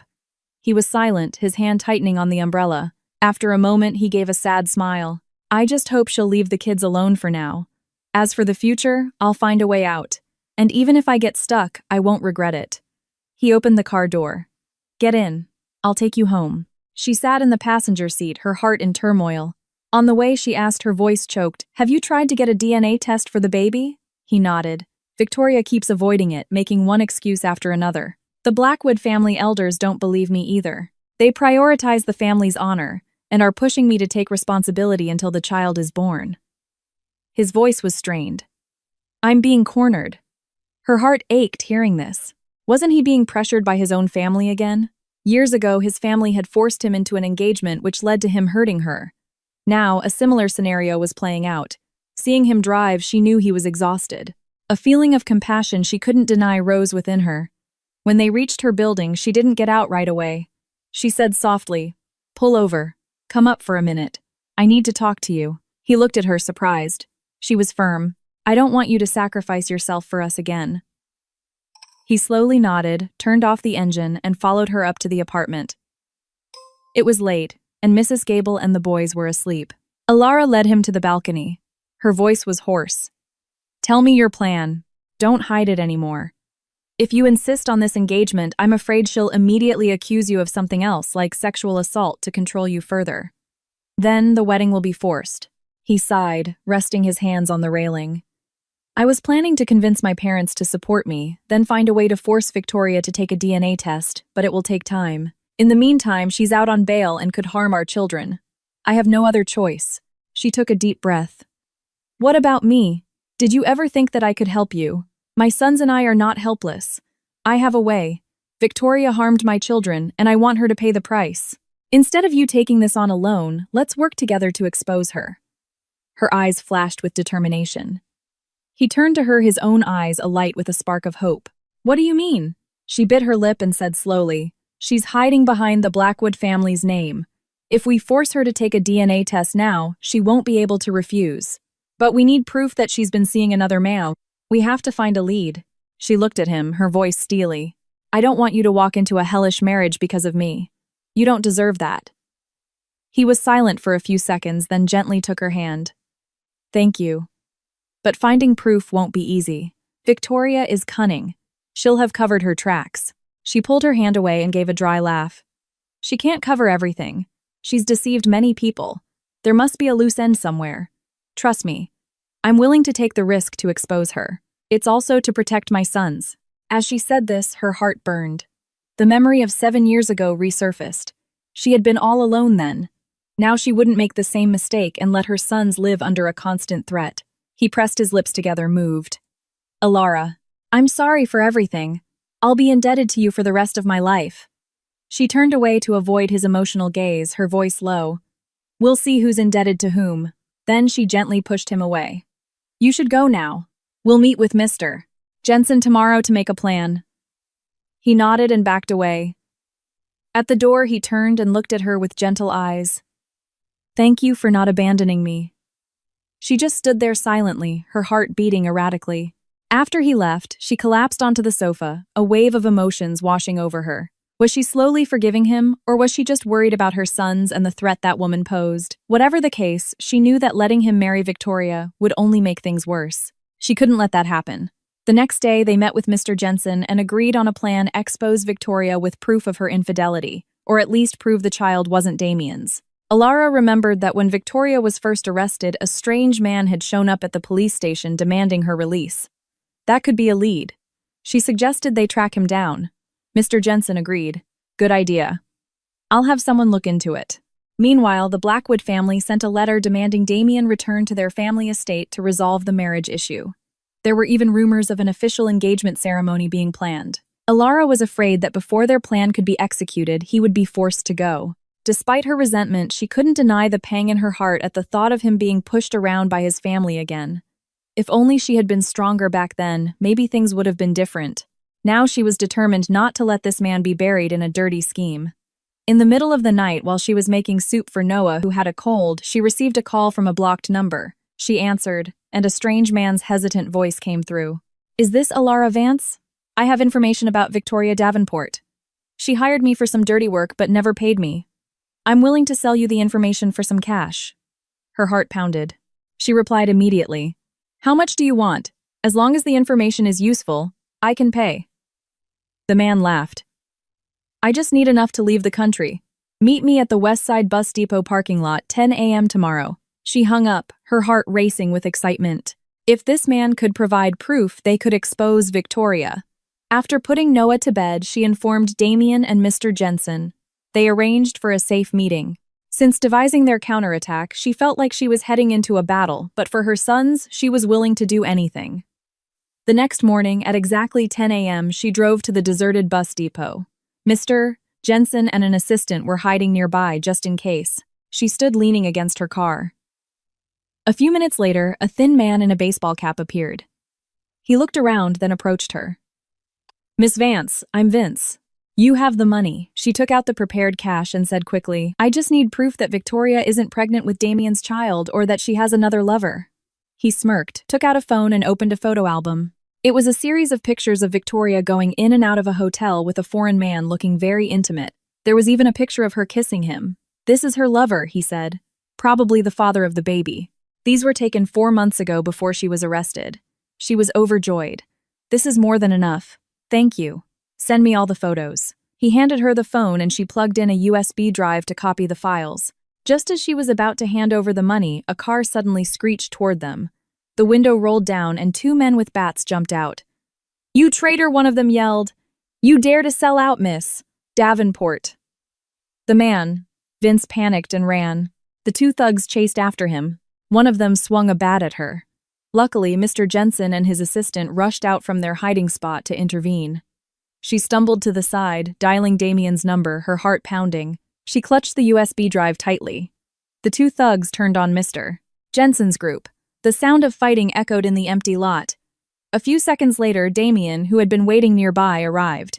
He jumped out of his car and landed a powerful punch, knocking one of the thugs down.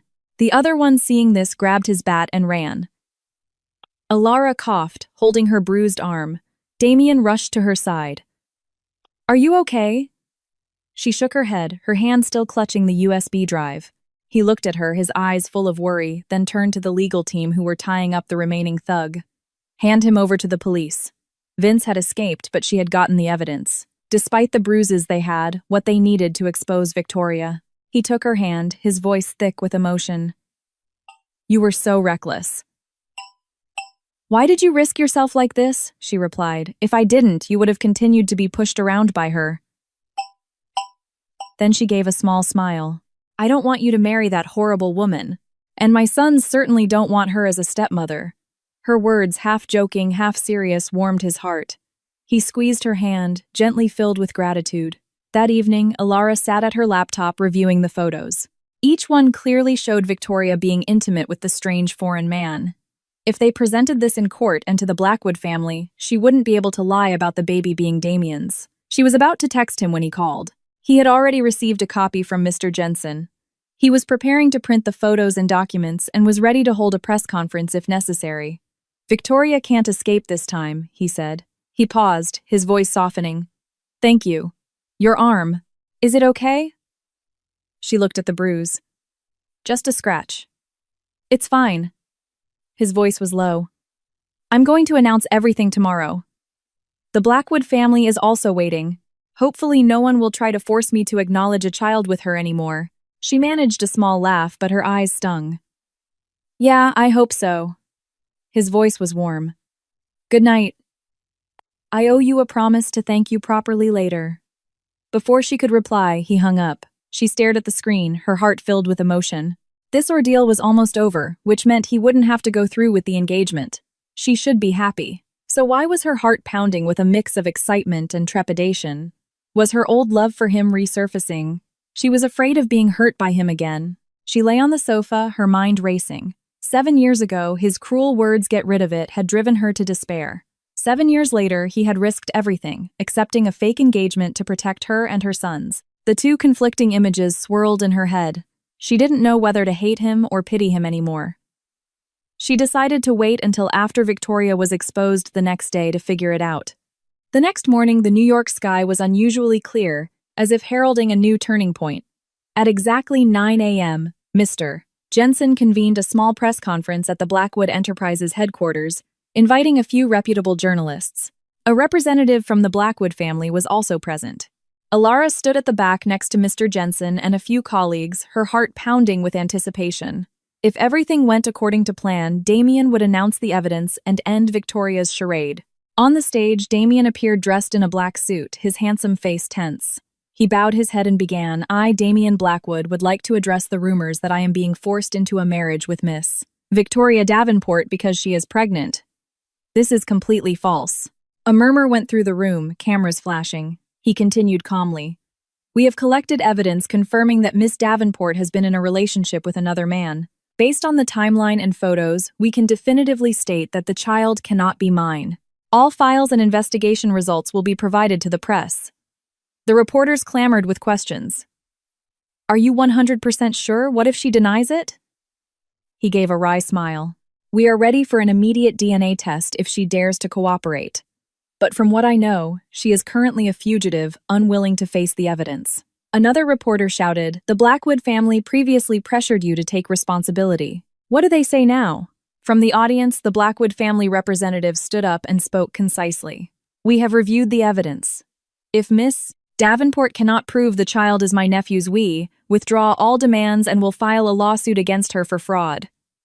The whispers grew louder. Everyone was talking about the woman's scheme. In that moment, Damien's reputation was cleared. He concluded the press conference with a simple statement, "I hope justice will soon be served." He bowed and left the stage. Alara watched him from the back, a mix of joy and emotion welling up inside her. Had he finally escaped this ordeal? Soon after, Mr. Jensen approached her. "It went well. The Blackwood family has withdrawn their demands. Victoria is now wanted for fleeing custody. This is the end for her." She nodded, relieved. At least this time she couldn't easily harm her or her sons again. But she wouldn't let her guard down while she was still at large. That afternoon she went home and cooked a delicious meal for her sons. Leo asked Mom, "Why are you so happy today?" She smiled and pinched his cheek. "Because I solved a difficult problem at work. We can relax a little now." The boys cheered and asked to watch a movie that night. She laughed and agreed temporarily, setting aside her worries. But just as she finished clearing the dishes, the doorbell rang. She opened it to find Damien standing there holding a box of pastries, his face bright. "I wanted to treat you and the boys to dinner, but I guess you already cooked. This is a small token of my thanks." He held out the box. Leo and Noah peeked out from behind her, curious. She nodded slightly, letting him in. The boys clamored, "What kind of pastries did you bring? Let us see." He sat down and ruffled their hair. "Cream puffs. Do you want to try some?" They cheered, their shyness forgotten. She stood nearby, a flicker of emotion in her heart as she watched him interact so naturally with the children. It looked like a cozy family scene. She quickly pushed the thought away. The boys happily ate their pastries, chattering about how delicious they were. He watched them quietly, smiling occasionally. She was clearing the cups when she asked softly, "The Blackwood family.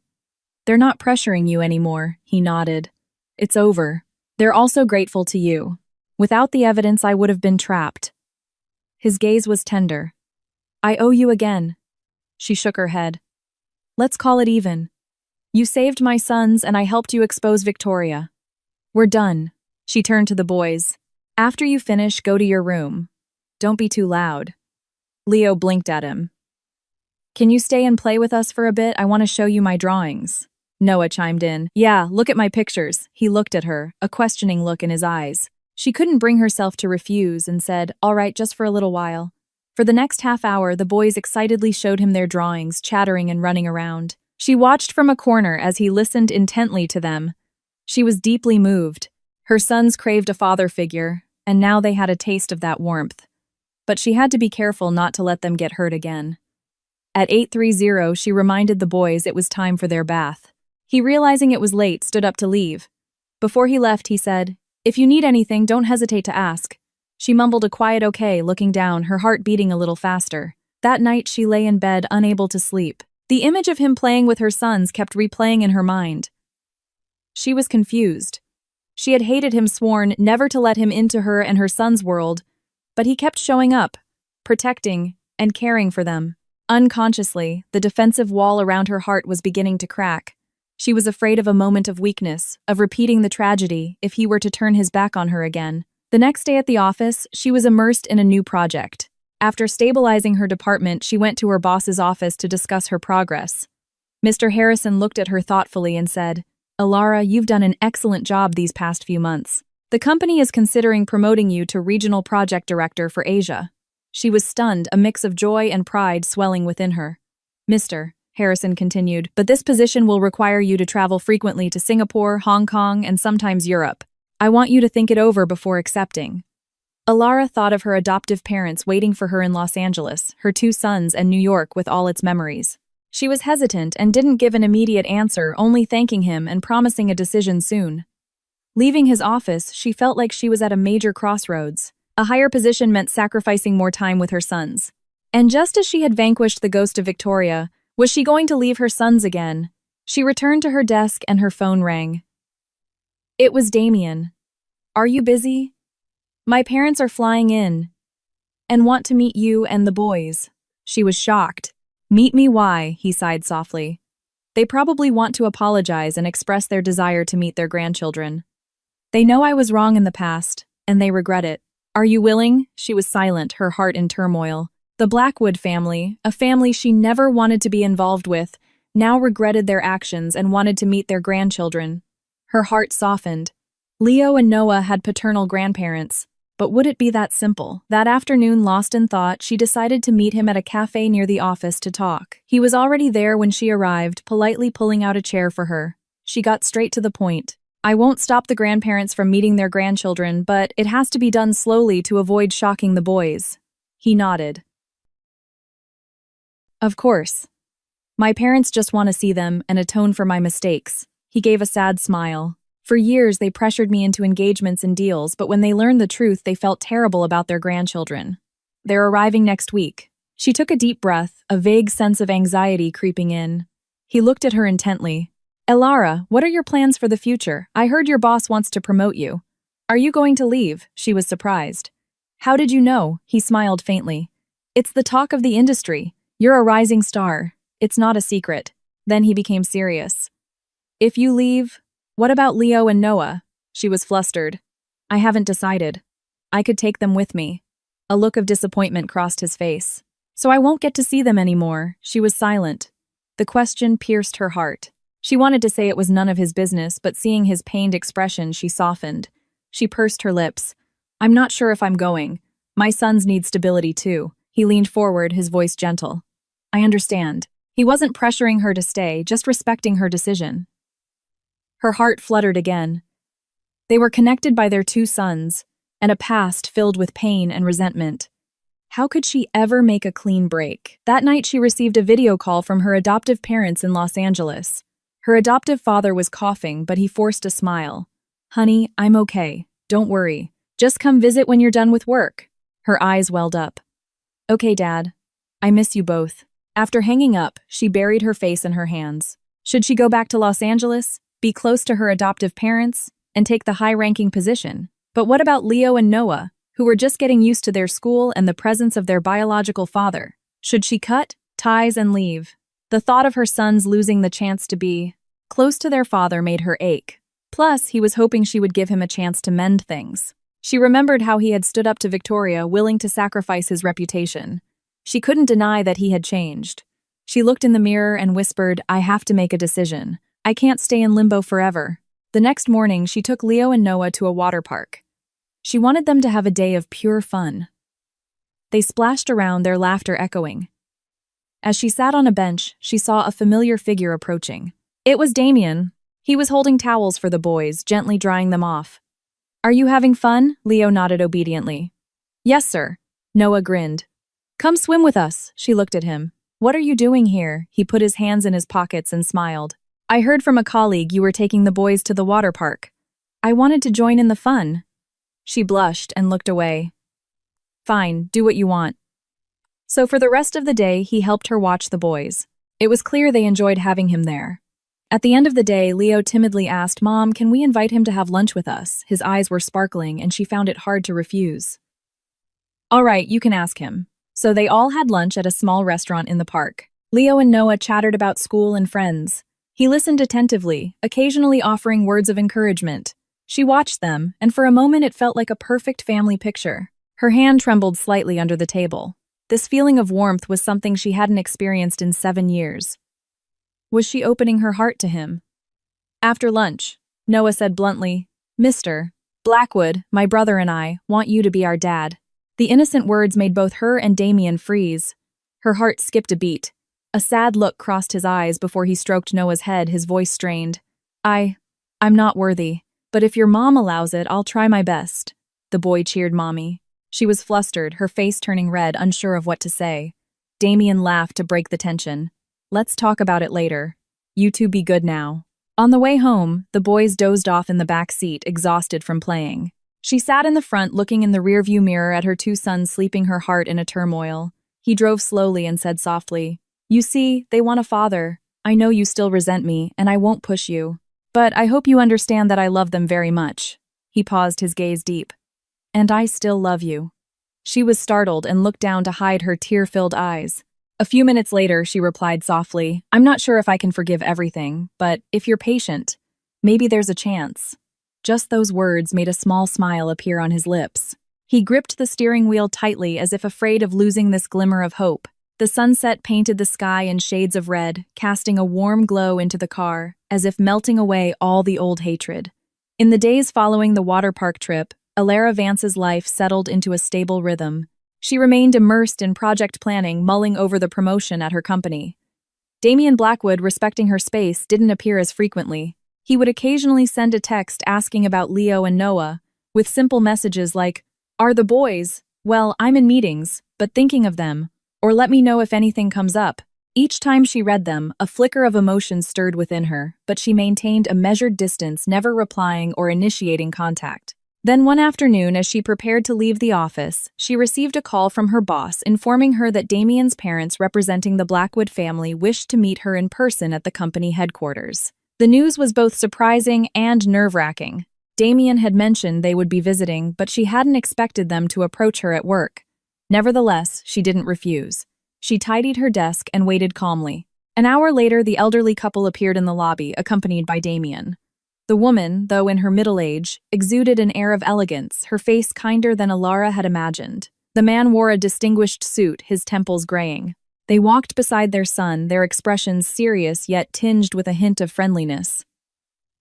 Alara took a deep breath, stood and bowed her head slightly. "Good afternoon, Mr. and Mrs. Blackwood. I'm Alara Vance. Mrs. Blackwood." Damien's mother offered a gentle smile. "Hello, dear. I hear you're the mother of 2 boys, Leo and Noah, is that correct?" Her voice was filled with emotion. Alara nodded softly. "Yes, that's right. Mr. Blackwood," interjected, his voice warmer and deeper. "We've come to apologize to you. In the past, the Blackwood family put a certain amount of pressure on Damien, leading to his regrettable actions. Now that we know we have 2 grandsons, we are very eager to meet them." Alara was at a loss for words, but Damien stepped in. "My parents wanted to come here to show their sincerity. Alara, would you be willing to arrange a meeting for them with the boys?" He looked at her with expectant eyes. She was silent for a few seconds, then a faint smile touched her lips. "Of course. But I'll need to prepare the children mentally. They've never met their paternal grandparents and might be shy. I'd like the meeting to feel natural." Mrs. Blackwood nodded immediately. "Absolutely. You choose the time and place that's most convenient for you. We won't rush things. We just hope to see our grandsons soon." Sensing their sincerity, Alara felt more at ease. "Very well. I'll let you know soon." Her words were a tacit agreement to open the door to their family. She glanced at Damien and saw a flicker of joy in his eyes. Following that meeting, she arranged for the 2 families to have dinner at a quiet restaurant over the weekend. She carefully prepared Leo and Noah. "Today, you're going to meet your grandparents from your dad's side. Don't be scared. If you feel awkward, just look at me." The boy's eyes widened. "Really, Mom, our grandparents." Noah's eyes were round with wonder, and Leo looked at her with eager anticipation. She smiled. "Yes, I think they'll be very nice." Let's give it a try. At the appointed time, she held her son's hands and walked into the private dining room. Damien and his parents were already there. Upon seeing the children, Mrs. Blackwood stood up, her eyes welling with tears. Leo, Noah. She stared at their faces, then turned to Alara, her voice choked. They look just like Damien when he was a boy. Oh dear, I feel so guilty for not being there for them for a single moment. Seeing her grandmother crying, Noah hid behind his mother, whispering, Mom, why is Grandma crying? Alara lovingly stroked his hair. Because she's so happy to meet you. They're tears of joy. Hearing this, Noah nodded, cautiously stepped out and said politely, Hello, Grandma. Mrs. Blackwood smiled and stroked his head. Leo also bowed his head to Mr. Blackwood, his voice clear. Hello, Grandpa. Mr. Blackwood nodded gently. You're both very well-behaved boys. Grandpa is very happy to meet you. Alara stood by, observing a strange feeling in her heart. She had worried the reunion would be awkward, but the children were naturally friendly, and the grandparents were sincere. The family sat down and ordered. Mrs. Blackwood constantly served food to the boys, asking them questions and praising them. Leo ate slowly, occasionally murmuring, Thank you, Grandma. Noah chattered animatedly about his class. The atmosphere was unusually warm. Damien sat beside her, sometimes giving her a look of gratitude. She responded with a faint smile. It seemed not all nightmares lasted forever. Perhaps today was the first truly happy day the entire family had spent together. In the middle of the meal, Mr. Blackwood turned to her seriously. Alara, I know you've had a difficult 7 years. The Blackwood family owes you an apology. We hope that from now on you'll consider us family. If you have any difficulties, please let us know. Mrs. Blackwood nodded in agreement. That's right. If you need financial support for the boys' education or anything at all, we're here to help. Alara quickly shook her head. Thank you, but I'm perfectly capable of providing for my sons. If you wish, you can visit them from time to time. Your emotional support is all I need. I don't need any money. Mrs. Blackwood smiled warmly. That's good too. The important thing is that we all care for Leo and Noah. I think they'll be happy to have grandparents. Noah looked up. Yes, I'd like that. His cheerful exclamation made the whole table laugh. She gently tweaked his nose. You can't just ask for things. You have to be good to get them. The boys giggled. Seeing this, Damien was overwhelmed with emotion. His hand instinctively moved closer to hers under the table and brushed against it. She flinched and pulled back, giving him a warning look. He just smiled and didn't press further. At the end of the meal, the boys reluctantly said goodbye to their grandparents. Mr. Blackwood said gently, we're heading back home next week.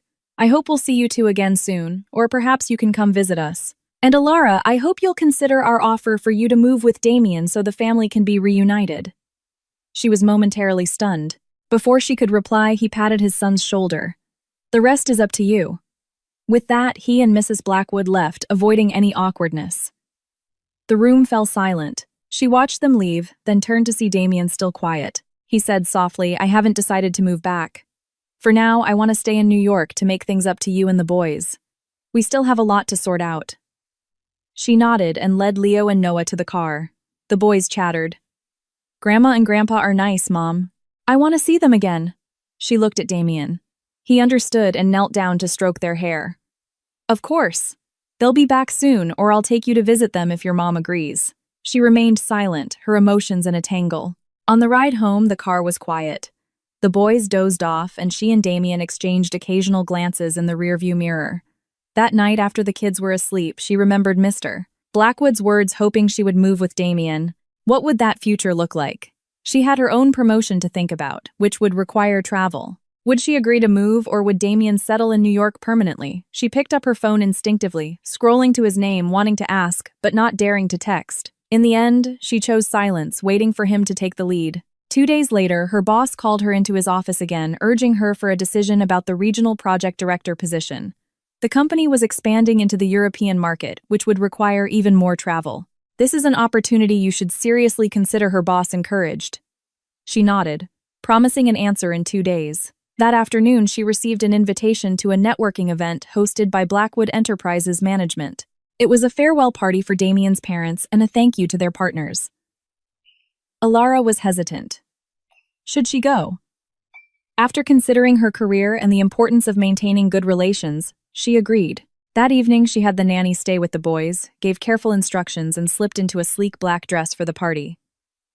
The ballroom was bathed in a warm golden light filled with elegantly dressed guests. As she entered, heads turned to admire her refined beauty. In the center of the room, a dapper Damien in a gray suit was entertaining his parents. Upon seeing her, he quickly walked over, a smile on his face. "You came." She nodded slightly, a little self-conscious under the gazes of the crowd. He led her to meet some of the board members who greeted her warmly. Then Mr. and Mrs. Blackwood approached, taking her hand. "It's so good to see you again." She smiled in return. They were even warmer than at the restaurant. Mrs. Blackwood even gave her a light kiss on the cheek, which made her blush. The party officially began. Damien gave a short speech thanking his parents for their visit and affirming the long-term business partnerships. The fake engagement, of course, was not mentioned as Victoria's lies had been exposed. After a round of applause, he invited everyone to raise their glasses. She politely took a sip of her wine. Mrs. Blackwood came over and linked arms with her. "Dear, I'm going back home soon, and it might be a while before I return. I hope you'll think about our offer to move, or at least give Damien time to make it up to you." She squeezed her hand earnestly. "You two are still in love, aren't you?" Alara blushed and stammered, I don't know." The older woman smiled kindly. "Figure out what you're afraid of and work through it together. Don't let the children suffer." Alara frowned, a myriad of emotions swirling within her. She still hadn't decided whether to give him an official chance or keep things safe as they were. When Mrs. Blackwood let go of her arm, she saw Damien standing at a distance, looking at her with gentle eyes. She quickly looked away. As the party wound down, guests began to leave. She was about to go as well, but Mr. Blackwood stopped her. "Could we have a word?" Damien took his mother back to the hotel while his father stayed behind. She nodded and followed him to a garden on the side of the ballroom. Under the garden lights, he began to speak slowly. "When I was younger, I forced Damien into an engagement with Victoria for business reasons. I never imagined it would lead him to make a mistake that hurt you so deeply. Now I understand that imposing my will on my children was wrong. But Damien was also a victim of the family's expectations, he's always lived under pressure. I'm so glad you gave birth to 2 healthy boys. Otherwise, I would have regretted it for the rest of my life." She pursed her lips. "I don't blame you. It's been 7 years. It's all in the past, Mr. Blackwood continued. I just hope you understand Damien's heart. He may have been wrong, but now he sincerely wants to make amends. If you can open your heart, please give him a chance, and give your 2 sons a family with both a mother and a father." He paused, looking at her sincerely. "I'm not forcing you. I respect your decision." Though unspoken, she felt a wave of emotion. This elder was surprisingly understanding, not at all overbearing. She nodded slightly. "Yes, I'll think about it." He patted her shoulder and smiled warmly. "Thank you." Then he bid her farewell and left. She stood there watching him go. Just then, Damien returned to find her standing there lost in thought. He approached her. "What's wrong? What did my father say to you?" She smiled faintly. "He advised me to give you a chance." He froze, his heart pounding. "And what do you think?" She looked up at the night sky, her voice low. "I know the boys need you. As for me, I'm still struggling with the past. But maybe I'll try to look forward instead of living in the past." He was stunned for a moment, then suddenly took her hand. "Thank you for saying that." She was startled, but for the first time didn't pull away. She let her hand rest in his, feeling the warmth of his touch against the cool night air. After a brief moment, she regained her composure and pulled her hand away. "It's late. I'm going home. You should get some rest too." "Let me take you home," he offered. She shook her head. "No need. You're probably busy seeing your parents off. I can get home myself." He started to protest, but she had already turned and walked away quickly. Though her heart was fluttering, she wasn't ready to fully accept him just yet. They needed more time to heal the past. Late that night, she returned home to find the boys asleep. Standing in front of the mirror, she touched her cheek, remembering the feel of his hand in hers. It seemed the resentment was fading, replaced by a tentative affection. But deep wounds don't heal overnight. She still had her career to consider. If she took the promotion, she would be traveling constantly. She had to make a final decision, stay in New York or take the leap. Moreover, she still didn't know if the feelings between her and Damien could truly endure after a 7-year storm. She looked at her sleeping sons, then thought of him. Sometimes you have to take a step forward to find happiness. But what if she stepped wrong and had to endure the pain all over again, and her sons would be caught in the crossfire? She shook her head, trying to clear the conflicting emotions, and decided to give herself a few days to think everything through. For the next week, Alara threw herself into her work, trying to forget the emotional turmoil. She set her alarm early, got Leo and Noah ready, and then rushed to the office. In the afternoon, she would pick them up, and at night she would prepare documents. Her boss was waiting for her decision on the promotion. The deadline was just a few days away. To go or not to go, if she went, she would be constantly traveling. What would happen to her sons? Her heart began to lean towards staying in New York. The boys were slowly bonding with their father, and she didn't have the heart to take that away from them. But her career ambitions were important too. She often chided herself, was she sacrificing her opportunities for her children? But then the image of Leo and Noah chattering happily whenever Damien visited would soften her resolve. She truly wasn't ready for a whirlwind career abroad that would leave her sons without the love of a family. One evening after picking up the boys, she sat with them on the sofa and asked casually, "If Mom has to travel far for work in the future, would you two be scared?" Noah pouted. "I just want you and Dad to be here with me. I don't want you to go anywhere." Leo, more thoughtful, sighed. "Mom, I'm older now. I understand you have to work, but I like having both you and Dad in New York." Hearing her son's words, her heart ached. They were using the word dad so naturally.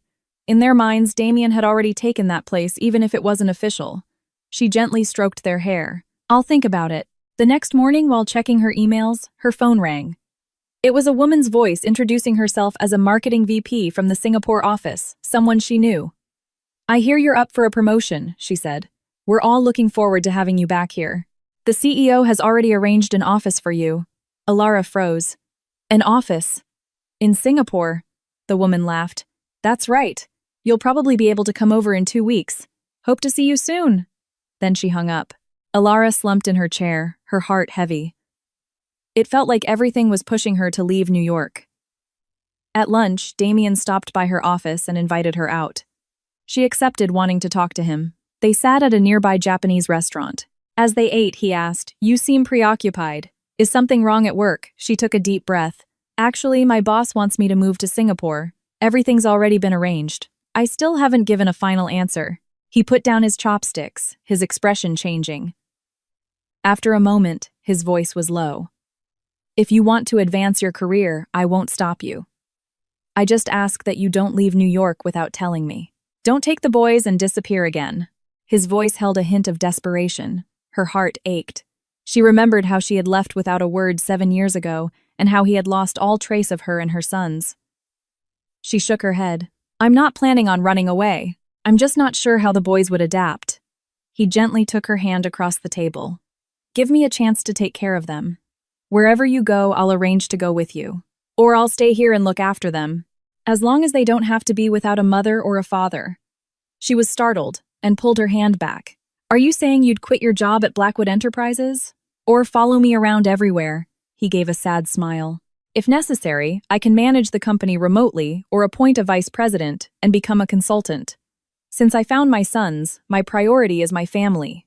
She was stunned by his determination. He was willing to sacrifice his power all to make it up to her and his sons. A warm feeling spread through her chest, but she was still hesitant. "Don't make a rash decision. Who knows what will happen in the future?" He was silent for a few seconds, then said, "Seriously, I can't promise to be perfect, but this time I won't back down. Don't carry everything on your own. Just trust me." She choked up, remembering how she had knelt and begged him to keep the baby 7 years ago, only to be met with cruel words. Now he was offering to raise their sons with her to cross any distance. Time had changed them both so much. She gave a slight nod. "Let me think about it." She stood up. "You can pay for lunch. I'm heading back." He smiled quietly. Her evasion was still there, but he saw a glimmer of hope. At least she wasn't pushing him away like before. That evening, she came home to find a note from Mrs. Gable Miss. Vance, Leo, and Noah asked to have a sleepover at a friend's house. She was surprised. It turned out the boys had been invited to a classmate's birthday party and sleepover. Seeing how excited they were, she agreed after carefully calling the other parents to confirm. It was the first time her sons weren't sleeping at home, and the apartment felt strangely empty. Around 8 p.m., she was sitting on the sofa, realizing she had a free evening. She gave a sad smile. She was used to the noise. Just then, the doorbell rang.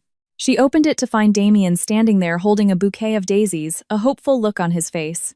She was surprised and stammered, "Why? Why are you here?" He looked a little awkward. "I knew the boys were at a friend's house and you were home alone. I wanted to ask you to go for a walk." She glanced at the flowers. "Where did you learn to be so romantic?" He gave a sheepish smile. "I'm trying to make it up to you. You can say no." She looked at the simple white and blue daisies, which reminded her of the first time he had ever given her flowers. She bit her lip and finally nodded. "All right. Let me change." A few minutes later, they were walking along the riverbank. The night breeze was gentle. He slowed his pace to match hers. She asked unexpectedly, "Do you remember? Our first date was a walk like this, but it was raining, and I got soaked." He smiled. "Yeah. I didn't have an umbrella, and let you get wet, and I even got mad at you." A flicker of regret crossed his eyes. She laughed. "It's in the past. It's not raining tonight. Let's just enjoy the walk." They strolled talking about everything and nothing. As they sat on a park bench, she asked carefully, "Are you really willing to leave Blackwood Enterprises if I have to move?" He turned to her, his eyes resolute. "I'm not lying. Since our sons were born, I've already lost 7 years with them. I don't want to repeat that mistake. Wherever you go, I will follow at least until they're grown." Her heart pounded and she looked up at the sky, her emotions overwhelming her. He had changed so much. He moved closer and gently took her hand. "Alara, can you forgive me?" His words were direct and unwavering. She was silent for a few seconds, then pulled her hand back, her voice soft. "I can't promise, but I'll try. I'm just still scared. Scared that one day you'll abandon us again." He took her shoulders and turned her to face him, his eyes sincere. "I won't. I paid too high a price for my mistake back then. You can watch me. If I ever do it again, you can just disappear. I'll have no right to look for you." She looked down, a tear rolling down her cheek. Perhaps she had been longing for this moment, for her wounds to be soothed. Years ago, she had given birth in bitterness and struggled to survive. Now he was willing to trade everything for her. What reason did she have to refuse? She gave a slight nod, a silent acceptance. A radiant smile spread across his face and he pulled her into a brief hug. She didn't push him away, her heart pounding like a drum. In that moment, she realized she had been waiting for this for a long time. But she still said, "Things are still up in the air. I'm not accepting a proposal or anything. Let's just take it slow." He nodded. "I know. As long as you give me a chance to be with you and our sons." She blushed and stood up quickly. "Let's go home. It's late."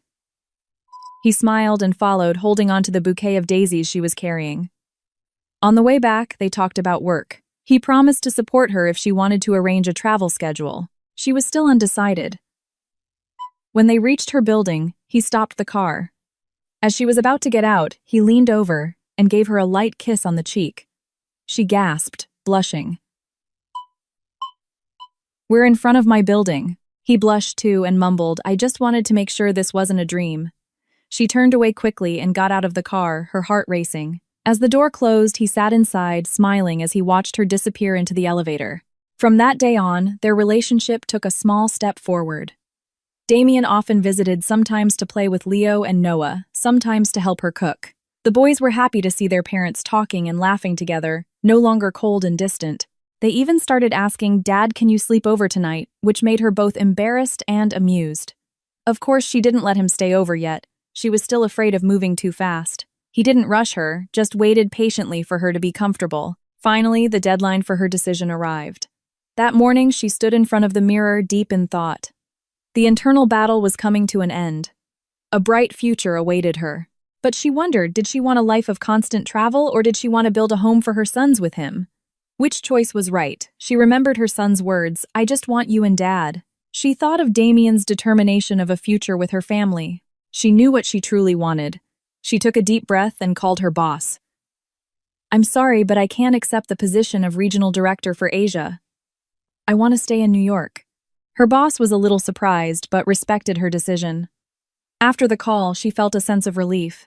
She had no regrets. She believed there would be other opportunities for success, and she didn't have to sacrifice her family for them. As she was getting ready for work, Damien texted, "I'm waiting for you and the boys at Celestial Garden Restaurant tonight. I have a surprise. I hope you can make it." She was curious, but agreed. He probably didn't know she had just turned down the promotion. She would tell him later. That evening, she and the boys arrived at Celestial Garden. A waiter led them to a cozy private room decorated with fresh flowers. Damien was there to greet them, dressed in a handsome suit, a smile on his face. "Welcome." The boys ran to him. "Dad, why is it so fancy tonight?" He was mysterious. "Because tonight I have something special for your mother." She was suspicious. What was he up to now? He just smiled and invited them to sit. The dinner was unusually romantic. The boys were curious but well-behaved, occasionally showing off to their father. "I got a good grade on my test." Damien would tell them stories about his company, and they would listen with admiration. She sat and listened, a smile on her face. After dinner, he signaled to the waiter, who brought in a cake with the word family written on it. She was moved to see a drawing of 4 people, her, him, Leo, and Noah. In the candlelight, he suddenly turned to her and took her hand. "Alara, thank you for giving me a chance. I want to officially ask you to be my other half, to raise our 2 sons with me for the rest of our lives. Are you willing to move forward and leave the old pain behind?" She blushed and took a deep breath. Noah shouted, "Mommy, say yes." Leo also cheered. "Mom, agree." The 2 boys jumped up and down. She looked at them, then at him, her heart racing. She gave a slight nod. The boys clapped and cheered. He leaned down and kissed her on the forehead, whispering, "Thank you." She smiled through her tears, a smile of pure happiness. The past had been a thorny path, but finally she was ready to trust again. Though no official procedures had been completed, they both understood this was a promise of commitment. The boys hugged their parents, their laughter echoing. Today, she had turned down an opportunity to travel the world and stayed in New York. And she had just agreed to build a future with him. Though there was a tinge of regret for her career, she believed this path to happiness was worth the trade-off. He leaned close to her ear, his voice trembling slightly. "I promise to protect you and our sons. I will never lose this family again." She felt the warmth of his embrace, and a sense of peace washed over her. The flickering candles illuminated a simple scene. 4 people gathered around a small table, laughing happily. Outside, the lights of New York shimmered, a witness to their new beginning. From that evening at Celestial Garden, Alara decided to give Damien a real chance. Though her heart still held moments of unease, she told herself that once she had made a choice, she had to learn to trust. As for Damien, after she nodded in agreement, his joy was boundless. He became even more attentive to her and the boys. He would often drop by in the morning to drive her to work and the boys to school, and in the evening he would try to pick them up and cook dinner together. This simple family life, woven into the fast pace of the city, made her feel warmer than ever before. One morning she was in the car with him, the 2 boys chattering in the back seat. Noah suddenly piped up, "Dad, are you and Mom getting married? My friend said if you have a mom and dad, they have to get married." Alara was startled and turned to look at her son, her face flushing. Damien laughed, catching her eye in the rearview mirror. "Silly boy, Mom and I are planning on it, but we have to see if Mom agrees." She feigned sternness. "Focus on driving. Don't teach the kids nonsense."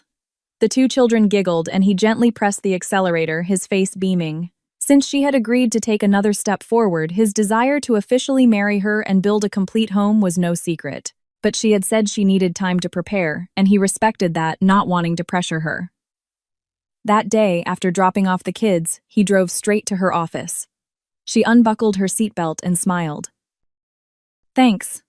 I worked late last night. Good thing you came early, or I would have been late."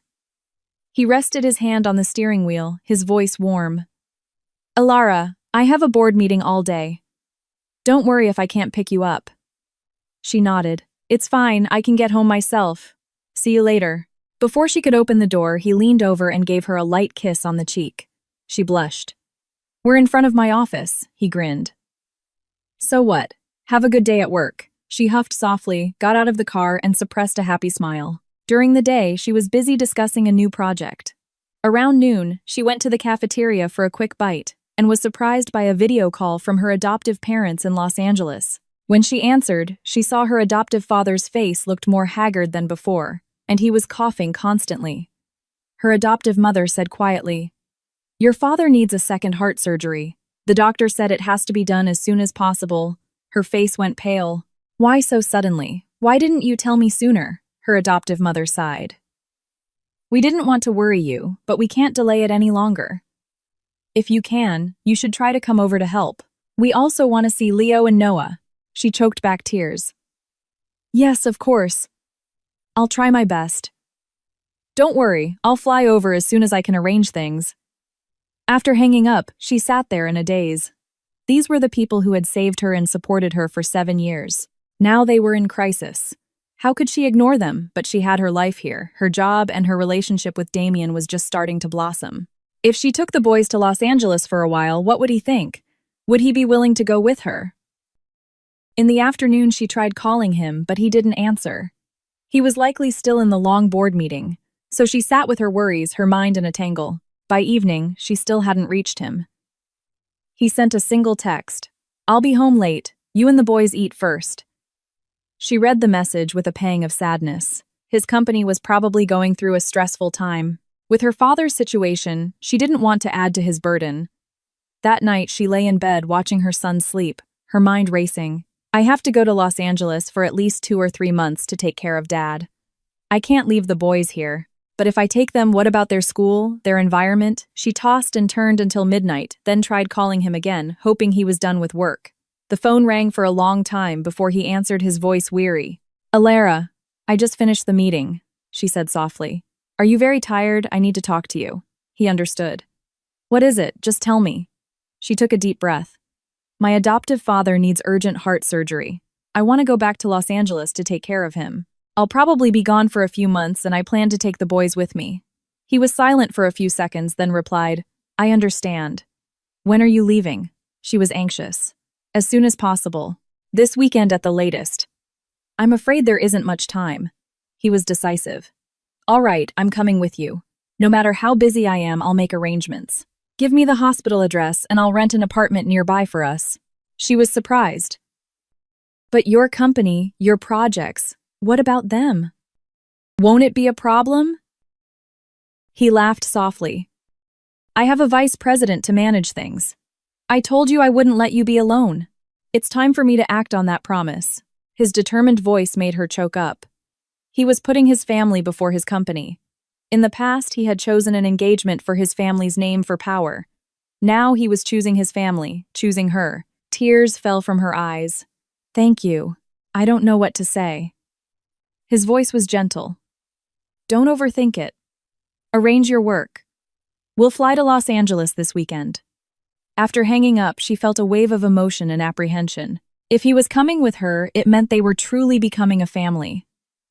Her only worry now was whether her father's surgery would be successful. 3 days later, they had booked their flights. Leo and Noah were excited about going to a new place, but sad to leave their friends. She promised they would return to New York after their grandfather was better, and arranged for them to continue their studies online. The night before the flight, Damien came over to help her pack. Seeing the 2 boys chattering, he picked them up one by one and smiled. "Don't worry, you'll still be able to study there. Mom and Dad will be with you." Noah raised his hand. "Don't forget my toys, Dad," Damien nodded. "Of course." She sat in a corner, quietly watching. If someone had told her 7 years ago that this man would one day be such a devoted father, she wouldn't have believed it. But now, he treated the boys with the most sincere love. The next morning, the 4 of them went to the airport. Mrs. Gable took a temporary leave and said goodbye to the boys. Alara's friends also came to see them off, wishing her father a speedy recovery. Damien handled all the check-in procedures. For the first time, she felt what it was like to be cared for. After everything was done, he took the boys' hands and led them through security with her, walking beside him, his expression calm but his eyes warm. The flight was a few hours long. Leo and Noah were excited while she dozed off on his shoulder. When they arrived in Los Angeles, she took everyone straight to the hospital. Walking down the hallway that smelled of antiseptic, she felt her heart pound. Her adoptive father was lying in bed, his face gaunt, but he managed a smile when he saw her and the 2 boys. "My daughter, you're back." He hugged her, then looked at Damien in surprise. She teared up. "This is Leo and Noah's father, the man who will help me take care of you." Her adoptive father laughed. "Good, that's wonderful. I'm so glad you found a responsible man." Damien bowed his head politely. "Hello, sir. I'm Damien Blackwood. I hope you get well soon." The older man nodded and patted his shoulder. "Thank you for helping Alara. Seeing her happy is all I need." After the introductions, Damien stayed to discuss procedures with her adoptive mother and arrange for the apartment rental near the hospital while she went to talk to the doctor about the surgery. The doctor explained that the surgery needed to be performed within a week. The success rate was high, but given her father's age, there were still risks. She left the office feeling tense, clutching the file and praying for her father's safety. When she returned to the room, she saw Leo and Noah happily chatting with their grandfather. She realized that she had never imagined a day when her children would be gathered around their grandfather, even if he was their adoptive one with their biological father. The scene warmed her heart and eased some of her fears. The next few days were a whirlwind of activity. She and Damien arranged for a temporary school for the boys and handled all the pre-op procedures for her father. In the evenings, the four of them would return to the rented apartment. During a quiet moment, she stood on the balcony, looking out at the familiar streets of Los Angeles filled with memories. She remembered fleeing here while pregnant, crying through the final months. Now Damien was by her side, mending the old wounds.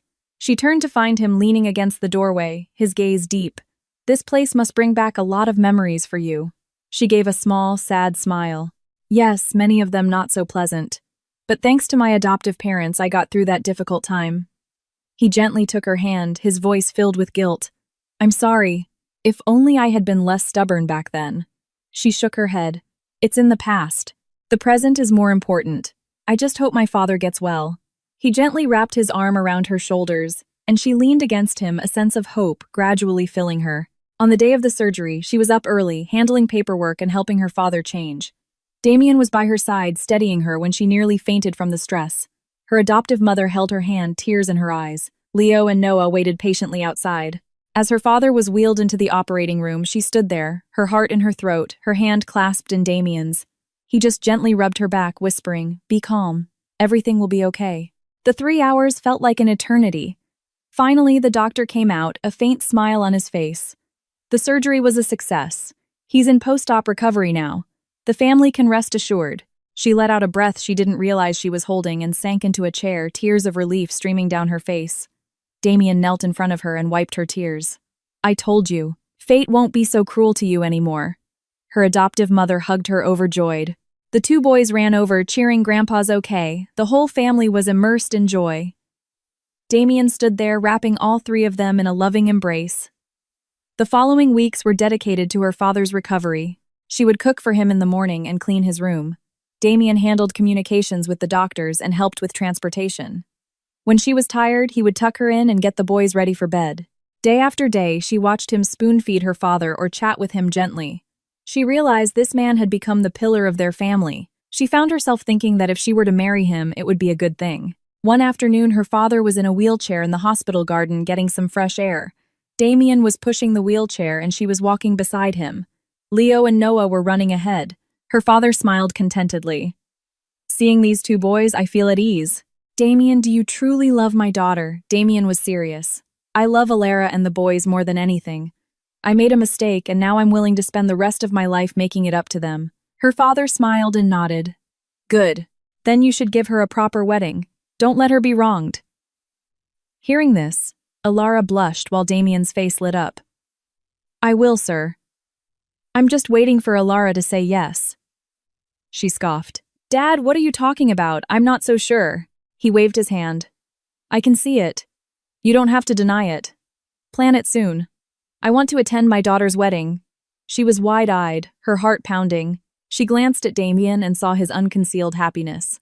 A few weeks later, her father's recovery was going well.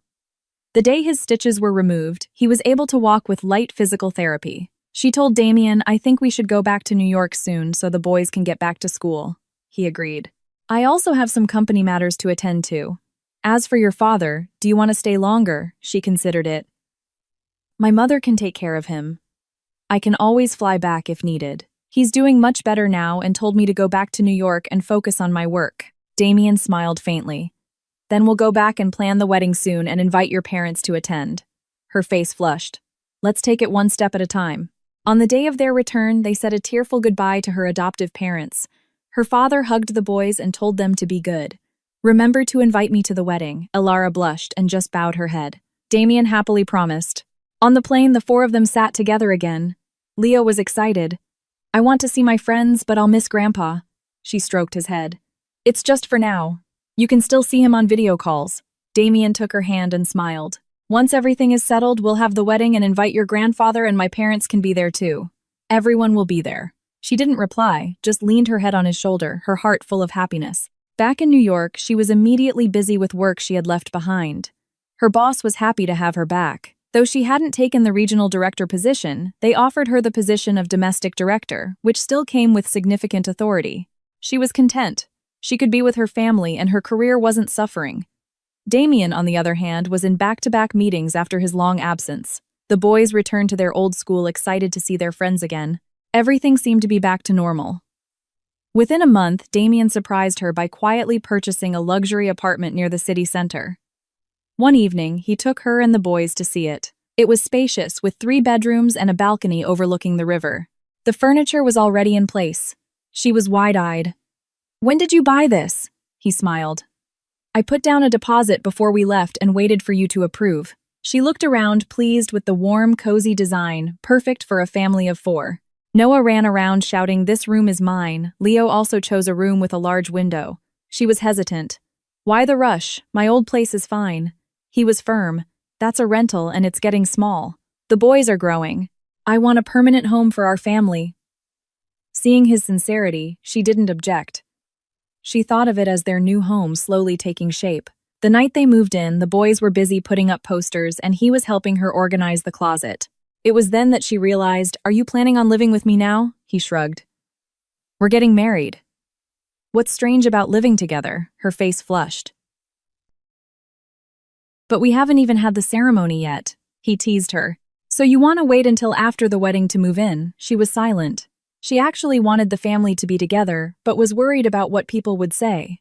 Finally, she stammered, "Well, for now you can come and go as you please. I'm not forcing you to move in, as long as the kids are happy." He burst out laughing and nodded. "All right, I respect your wishes."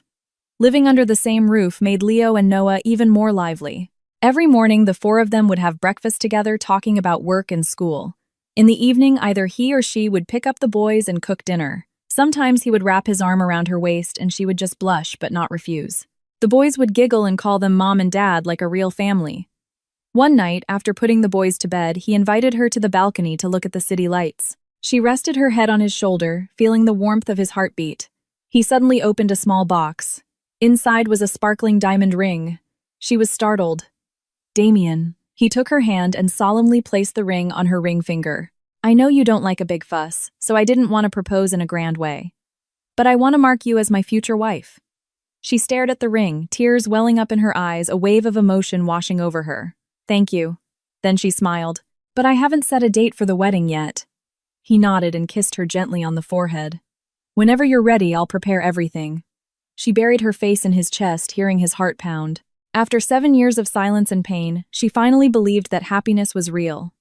The night breeze blew past, carrying the scent of flowers from the balcony. They stood there in silence, no words needed, just the knowledge that their hearts were beating as one. As the months passed, everyone noticed Alara was more radiant. Her colleagues teased, "Being in love looks good on you." She would just smile, not denying it. Her adoptive mother in Los Angeles called to congratulate her after her recovery. Mrs. Blackwood would occasionally call to ask when the wedding would be, and if she needed any help. Damien would tell her, "Mom, just wait. I'm respecting Alara's timing." One evening, Leo came to his mother hesitantly. "Mom, my brother and I want you and Dad to get married soon. All my friends' parents are married. I want to see you in a beautiful wedding dress." Noah ran over to add, "Yeah, Mom, you'd look so pretty as a bride." She smiled and stroked their heads. "All right, I'll think about it soon." Just then, Damien walked by and heard his son's a happy smile on his face. That night, as they were lying on the sofa watching TV, she asked softly, "What kind of wedding do you want?" He held her close. "Whatever you like. Grand or simple, as long as you're happy." She smiled sweetly. "I don't need anything grand either. Just our grandparents, my adoptive parents, a few close friends. After everything I've been through, I just want it to be warm and intimate." He was overjoyed and kissed her on the hair. "All right, I'll arrange it. Let's do it soon." She snuggled into his chest, embarrassed. "Okay, soon. The kids are waiting." He held her tightly and whispered, "Thank you." She looked up at him, her eyes sparkling. "Don't say thank you anymore. I should be thanking you for coming back. Let's put the past behind us." He nodded, his voice hoarse. "Yes, all of it. From now on, we only move forward." She smiled, tears of joy in her eyes. In that moment, she knew she had truly, completely forgiven him. The 7-year storm had finally passed.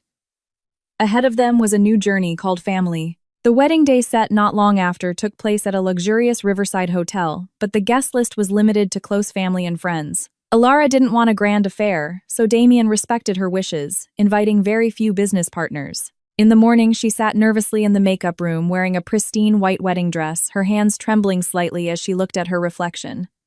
Her adoptive mother, who had flown in, looked at her with joy. "You're so beautiful, my dear. Your father is still recovering and couldn't make it, but he sends his love and wishes you all the happiness in the world." Tears welled in Alara's eyes. "Thank you, Mom." Her mother gently patted her hand. "Don't cry, you'll ruin your makeup. It's time to go to the ceremony." Alara took a deep breath and stepped into the hall. The warm, intimate setting was filled with daisies, the flower he had once given her. At the end of the red carpet, he stood in a handsome black suit, his eyes fixed on her, a happy smile on his face. Beside him, Leo and Noah in tiny suits held hands waiting to walk their mother to their father. As she walked toward him, tears streamed down her face. Leo placed a small bouquet in her hand and whispered, "Mommy, you're so beautiful." Noah jumped up and down. "Hurry up, Dad, I want to take a family picture."